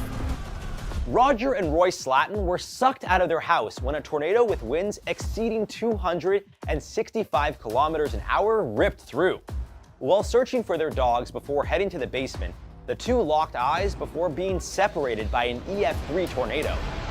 Thankfully, they both survived. Roger was left with multiple cuts and bone bruises. Royce got it worse, 22 stitches when all was said and done. Luckily, their dog survived despite some minor injuries. But sometimes, no matter what kind of shelter you might have in your home, if a tornado is strong enough, you might just want to get out of there and go somewhere safe. Better get out of here. No! And I also forgot to get my home insurance set up. Well, I better get to work before I lose my house and my job. Contrary to popular belief, tornadoes can and will hit skyscrapers. Luckily, there aren't many major cities with tall buildings in Tornado Alley. But never say never. In 1999, an EF5 tornado ran through Oklahoma City, killing 36 and causing over $1 billion in damages. Imagine you're about to kick off the morning team meeting and suddenly things start getting shaky. A tornado is approaching and you're on the 28th floor. What would you do? Let's find out. First things first, stay clear of the elevator. If you can't get to the lowest level of the building, then try to get into the stairwell. Alternatively, the safest option is any room or area entirely inside the building, away from the windows. The same goes for an apartment building or any high-rise. In 2000, Fort Worth, Texas was struck by an F3 tornado, which resulted in 2 deaths and $450 million in damages. The 35-story Bank One tower was significantly damaged. 80% of its windows were ripped out and scattered throughout the downtown core. The building's steel frame helped maintain its structure, but the destruction and potential dangers brought on by the F3 tornado were frightening. Wow, where is everybody? Peter? Taylor? Anybody? And here I am thinking I was gonna be late. Huh? Evacuation notice. Oh, the tornado is back? It followed me to work? I better get out of here.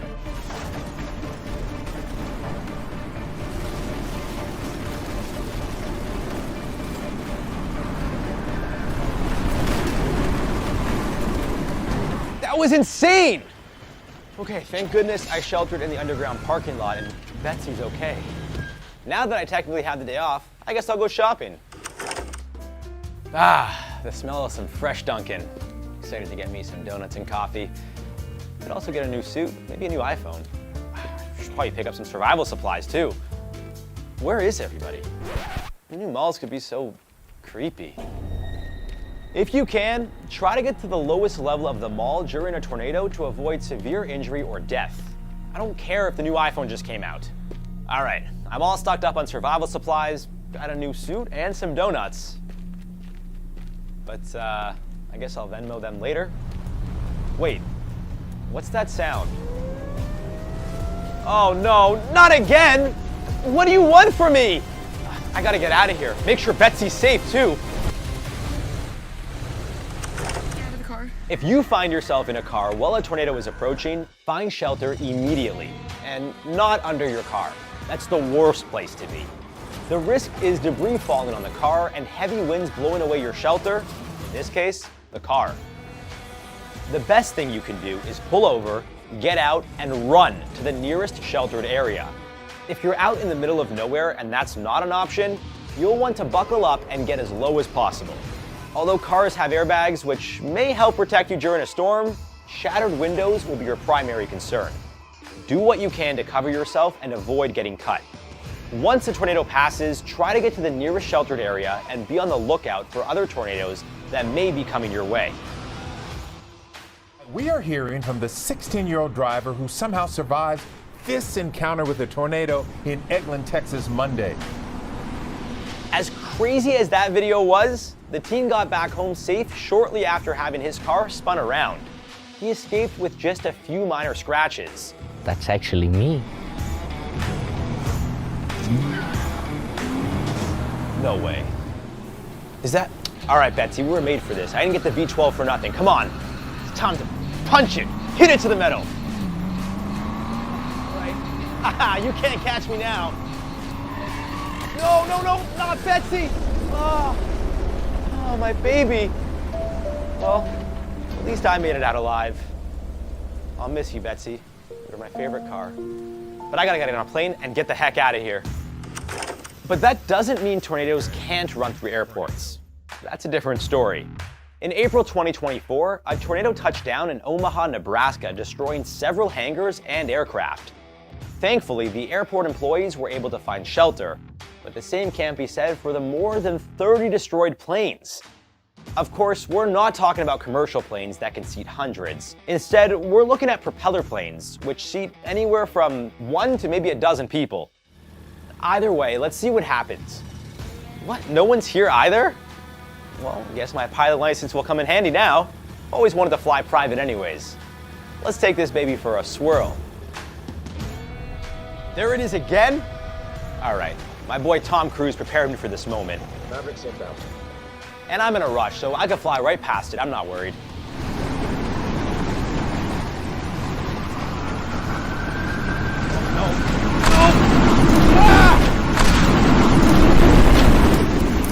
Well, thank God I took that skydiving class, because that was close. And if you're watching this on a plane right now, I'm sorry, man.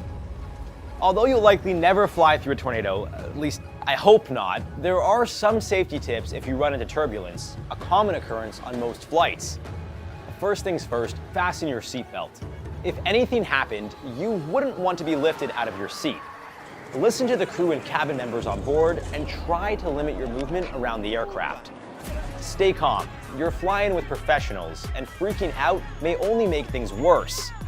In most cases, the turbulence will pass after a few moments, and you'll arrive at your destination safe and sound. Sadly, this wasn't the case in the 80s for NLM City Hopper Flight 431 and the 17 lost souls on board. Aware of the thunderstorms, the two pilots didn't plan to delay their flight. As far as everyone was concerned, they would fly around it. Unfortunately, as they attempted to fly between two clouds, they got caught in what was considered an F1 tornado at the time. Although it was the second lowest ranking, it was still capable of winds up to 177 kilometers an hour. The strong winds tore off the right wing and ignited the plane's ruptured fuel tanks. The airliner plunged out of the sky and slammed into the ground, killing everyone on board. So flying into a tornado is possible, but it's extremely unlikely. Thankfully, we have far better systems now to detect these terrible twisters.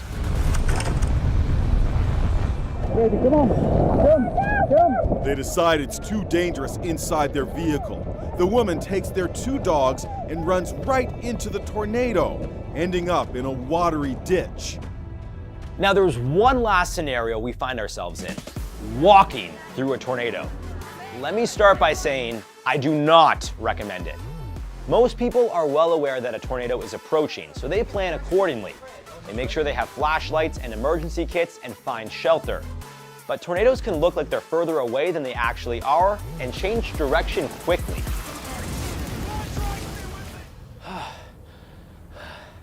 I gotta be getting close by now. Oh no, are you kidding me again? Is this thing following me? Not happening again. I'm not dealing with this. I'm gonna get under that bridge over there. Whew. That was a close one. No, no, no. No! No! No!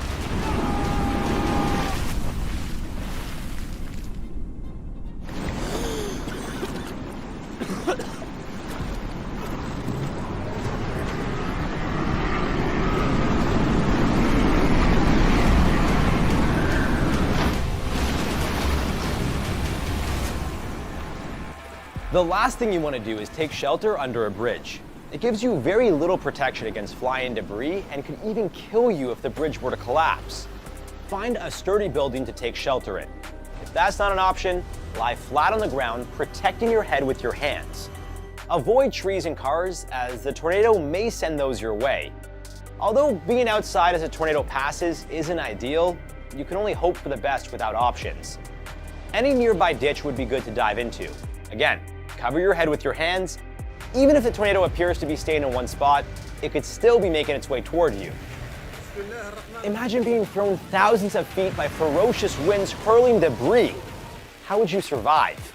Well, 19-year-old Matt Suter couldn't tell you how, but by a sheer miracle, he managed to stay alive after being thrown over 400 meters in the air. I wake up 1,307 feet, way down there by that red barn. In 2006, 19-year-old Suter was swept up in an EF2 category tornado in Missouri. It not only took his grandmother's mobile home, but him as well. During the chaotic storm, Suter was hit in the head by a lamp and fell unconscious. When he woke up, he was in a field nearly a quarter-mile away from where his grandmother's home originally was. The unlikely survival story led to Suter being awarded a world record for the furthest distance survived in a tornado. I'm sure that's one most people are happy to let him have. All in all, surviving a tornado is not only possible, but very likely, so long as you're prepared. Have an emergency kit, a battery-powered radio, a flashlight, and a plan in case you ever need to get through one. Get into a safe space to shelter yourself until the tornado passes, and don't come out until it's safe. Lastly, if it isn't apparent enough after watching my simulations, don't go anywhere near it. Don't try to chase it with your car or get too close. The further you are, the more likely you'll survive and walk away uninjured. It's midnight in the city. You're walking home from a late night shift when you catch an instant burst of light in the corner of your eye. Moments later, your phone shuts off. Cars roll to a stop. Everything goes dark and panic sets in. And then you hear distant explosions. Planes are falling out of the sky. The United States has just been attacked with an EMP bomb, plunging the entire country into a total blackout. And the worst part is, they have no idea who did it. In the coming months, infrastructure will be a piece of history, food supplies will dwindle, and chaos will be the new status quo. As far-fetched as this may all sound, it is a very real threat to America, and its adversaries know it all too well. How could you EMP-proof all your devices? Would America ever recover? And why could we lose almost 90% of the US population? Before we answer those vital questions, you need to understand the deadly nature of EMP attacks. Specifically, why they are potent enough to wipe out most of America's infrastructure. And possibly its population too. Oh, that's not good. An EMP, or electromagnetic pulse, is a type of high-energy pulse that can cause catastrophic voltage surges, crippling electrical systems instantly. While cyber attacks sneak in through digital cracks, EMPs can tear through electrical systems like a hurricane ripping apart a city. These attacks could happen using a high-altitude nuclear detonation, or even from a device small enough to fit in a suitcase. But it's the nuclear EMPs that pose the most significant threat. A large EMP detonated just 250 miles over Kansas could produce enough electromagnetic interference to wipe out all of the power in the United States. This includes cell towers, transformers, and satellites. Today, the US power grid relies on a limited number of step-up and step-down transformers that transfer high-voltage electricity across its power lines. Although around 2,500 of them are in the US, they make up only 3% of the transformers in America. Despite this, they transfer over 60% of the nation's electricity supply. A calculated EMP attack on just these transformers alone could cause a nationwide blackout. And getting the right tools into US airspace for an EMP attack doesn't seem that complicated. In 2023, a Chinese spy balloon was found traveling across North America for a week. This could have easily transported an EMP. Thankfully, NORAD's radar system upgrades have made balloons like these easier to spot and shoot down. Meanwhile, China and Russia have developed high-altitude EMP weapons. Suspiciously enough, their military training involves cyber attacks and sabotage of critical infrastructure. If either country were to launch a nuclear warhead EMP bomb, the results would be devastating. We asked ChatGPT to research and predict what could happen if the US was hit with a deadly EMP attack. Remember that ChatGPT is only a large language model, so don't expect a highly sophisticated simulation here. Still, the threat of an EMP attack is very real, so stick around to learn about what you could do to survive the worst effects. And to learn more about deadly survival scenarios like these, be sure to like and subscribe to help you stay alive.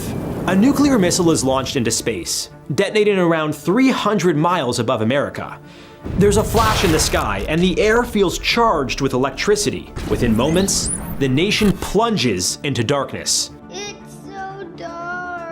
People try to tune in to the news, but they can't. Radios are broadcasting static. They huddle in their homes by candlelight and hear distant explosions, the sound of planes falling from the sky. Boats lose control and smash into harbors. Meanwhile, highly populated areas begin emergency evacuation protocols. Most cars in America are left stranded with their electrical circuits fried. Critical life-saving machines in hospitals fail. It's like the world has gone back in time to the 1800s. First responders are overwhelmed by accidents and fires. Flashlights shimmer in the dark as loud voices fill the streets. This scenario isn't just a speculation. The US is highly vulnerable to a large-scale EMP attack due to an aging infrastructure that relies heavily on electrical systems. The US Department of Homeland Security released a report in 2022 detailing some recommended steps to avoid the effects of an EMP. Unfortunately, Grid hardening and transformer shielding proposals like the Grid Act and Shield Act failed to gain support in Congress. This has left the nation incredibly vulnerable. If this were ever to happen in real life, you'd need to act fast, but carefully. With people unable to access their bank accounts, it won't be long before angry crowds begin looting whatever they can get their hands on. Lay low, get to safety, and avoid busy, crowded areas. Steer clear of city centers. If you're close to home, head inside and prepare your survival items. Equip yourself with flashlights, batteries, and basic medical supplies. Get your hands on as much food as you can and keep it in a backpack. Without the power to keep food cool, anything in a fridge or freezer will spoil quickly. Research shows that in the event of a large-scale EMP attack, your chances of survival will stretch thin depending on a number of factors. According to R. James Woosley, former director of the CIA, 90% of the US population would die within a year from hunger, lack of water, and social disruption. So food, water, and shelter are crucial in the early aftermath of the attack. As the country descends into a frenzy, there is no way to acquire reliable information. The source of the outage remains unknown, leading to widespread panic and speculation. What's going on? Government agencies attempt to assess the damage, but communication breakdowns prevent them from gathering concrete facts. Currently, the only publicly known government facilities built to withstand an EMP attack are NORAD and US Northcom, and they conduct monthly exercises to ensure they're prepared. These agencies can quickly relocate to their EMP-protected facilities in the event of an attack. However, they aren't actually sufficient enough to evaluate the impact on critical infrastructure during a nationwide EMP attack. Most of the warnings you'll hear at this point will center on safety and security. Don't expect any timeline for the electrical grid to be restored. Meanwhile, people start to realize that the outage is anything but short-term, and the looting gets worse. Grocery stores and pharmacies are overwhelmed, and for good reason. Now is the best time to secure more food and water. Get as much non-perishable food as you can before shelves are empty, and avoid crowded areas. As the military presence increases, large gatherings quickly turn violent. If you can, get your hands on a battery-powered or hand-cranked shortwave radio for crucial updates from the Department of Homeland Security. Thankfully, they have implemented 77 EMP-sheltered primary entry point stations nationwide for the integrated public alert and warning system. A few days after the attack, there is an official response from the president, and the US declares a national emergency. FEMA and the National Guard begin to mobilize, but transportation and communication difficulties limit their reach. Troops deploy into major cities to help maintain order. East Coast hubs like Washington, D.C. and Boston remain critical focus areas for the military. Meanwhile, the Midwest is left vulnerable. With most communication down, ground forces start resorting to older analog methods of operation, such as radios, walkie-talkies, and face-to-face coordination. Over and out. As far as preventative measures go, a major lifesaver for the US military during an EMP attack would be the protection provided by Faraday cages. They provide electromagnetic shielding using electrostatic induction. But they're expensive and haven't been widely adopted yet.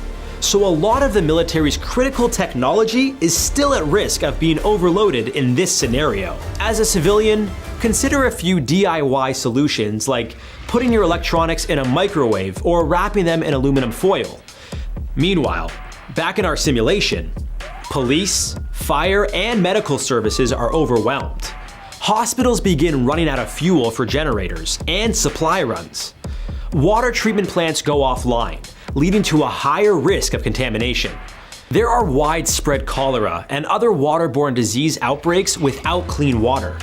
And with no electrical grid, it's only a matter of time before things start to go awry at America's nuclear power plants. The US has 94 nuclear reactors, most of which are located near major population centers. Without electricity to circulate the water and cool the reactors, backup generators are needed to keep them stable. And with fuel running out, They're all ticking time bombs. Back in 2011, during the tsunami that devastated Fukushima, Japan, the city's nuclear plant lost power immediately. Within hours, its reactors began to overheat, leading to partial meltdowns and significant radiation leaks, all in the first week.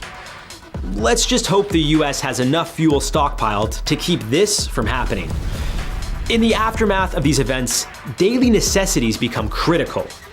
Bottled water is a precious resource. Guard it carefully. Otherwise, boil any water you find to ensure it's safe to drink. With no estimates on when fresh supplies will arrive, make sure to ration your food. This isn't the time to explore. If you're in a major city, relocate to rural areas or campgrounds. Anyone reliant on medicine for survival, like diabetics and patients on dialysis, will begin to die in large numbers. As the weeks pass, poor sanitation hits hard and the death toll rises. And on top of this, large cities experience a complete collapse of law and order. With law enforcement overwhelmed, militias quickly rise by offering protection to desperate communities at the hidden cost of people's autonomy. At this point, life might start to feel like the plot of a post-apocalyptic show or movie, one in which dangerous groups of humans are the biggest thing you'd have to worry about. These local militias will quickly take control of resources, limiting access to basic needs. The government imposes martial law in many regions, but the military's limited reach allows chaos to brew. Warlords claim some regions and begin to spread their influence. In the absence of any formal protection, preparing tools for self-defense remains essential. Get your hands on a baseball bat, kitchen knife, or anything to defend yourself. As resources dwindle and confrontations start to get frequent, survival requires more than just strength. Instead, stealth and strategy offer a top-notch way to avoid unwanted confrontations. The chain of command within the military is twice as fragile in these desperate months. While the US Marine Corps has a history of proactive responses during conflicts, the strain of a prolonged crisis could lead to a rebellion in their ranks. The post-nuclear EMP era is officially the new normal. Rumors of the government taking steps to rebuild die down and are often dismissed as false hope spread by desperate communities. There's no coming back from this. With modern banking and trade systems in ruins, people revert to bartering and trade. Precious commodities like food, fuel, and ammunition become the new currency. Unlike the Silk Road, a trade route which flourished from the 2nd to the 14th centuries, there are no easily accessible trade routes between regions. Railway networks are gone. The people in charge of transporting goods and cargo are protected and held in high regard. Folks with sustainable food sources and trade skills fare much better than most. Farmers, mechanics, and carpenters have an edge over the competition. If you're a banker in this scenario, you better make yourself useful. While the lack of stability destroys most of America, civil unrest will be responsible for a good chunk of the nation's dwindling population, as people must fight for survival. Find a group of allies if you can. This will make things easier as you share resources and responsibilities. Your skills are more valuable than cash, so invest your time into something relevant. Once you're proficient enough, trade your expertise for food, water, and other necessary items. Many self-appointed warlords are overthrown due to poor resource management skills and a failure to maintain loyalty within their ranks. On a larger scale, millions pass away from disease, starvation, and violence. Urban areas are shockingly derelict. Meanwhile, rural areas with access to agriculture fare much better. Thankfully, it's not all bleak. Government-led military outposts begin cropping up. These serve as distribution centers for supplies. You'll want to find a region with one nearby if you can. These are the new centers of the economy, and word of their existence spreads fast. They become a promised land to many. Energy solutions like solar, wind, and water begin to take root in recovery zones. This leads to more opportunities for small-scale agriculture. Trading networks between regions begin to ramp up, but with an already dwindling population, it will take a long time to rebuild. According to Forbes, a full recovery from an EMP attack could take years and cost trillions of dollars. As for what to do next, you can choose to live near one of the military outposts and risk dealing with uncertain leadership and living standards. Or with the help of others, you can go off-grid.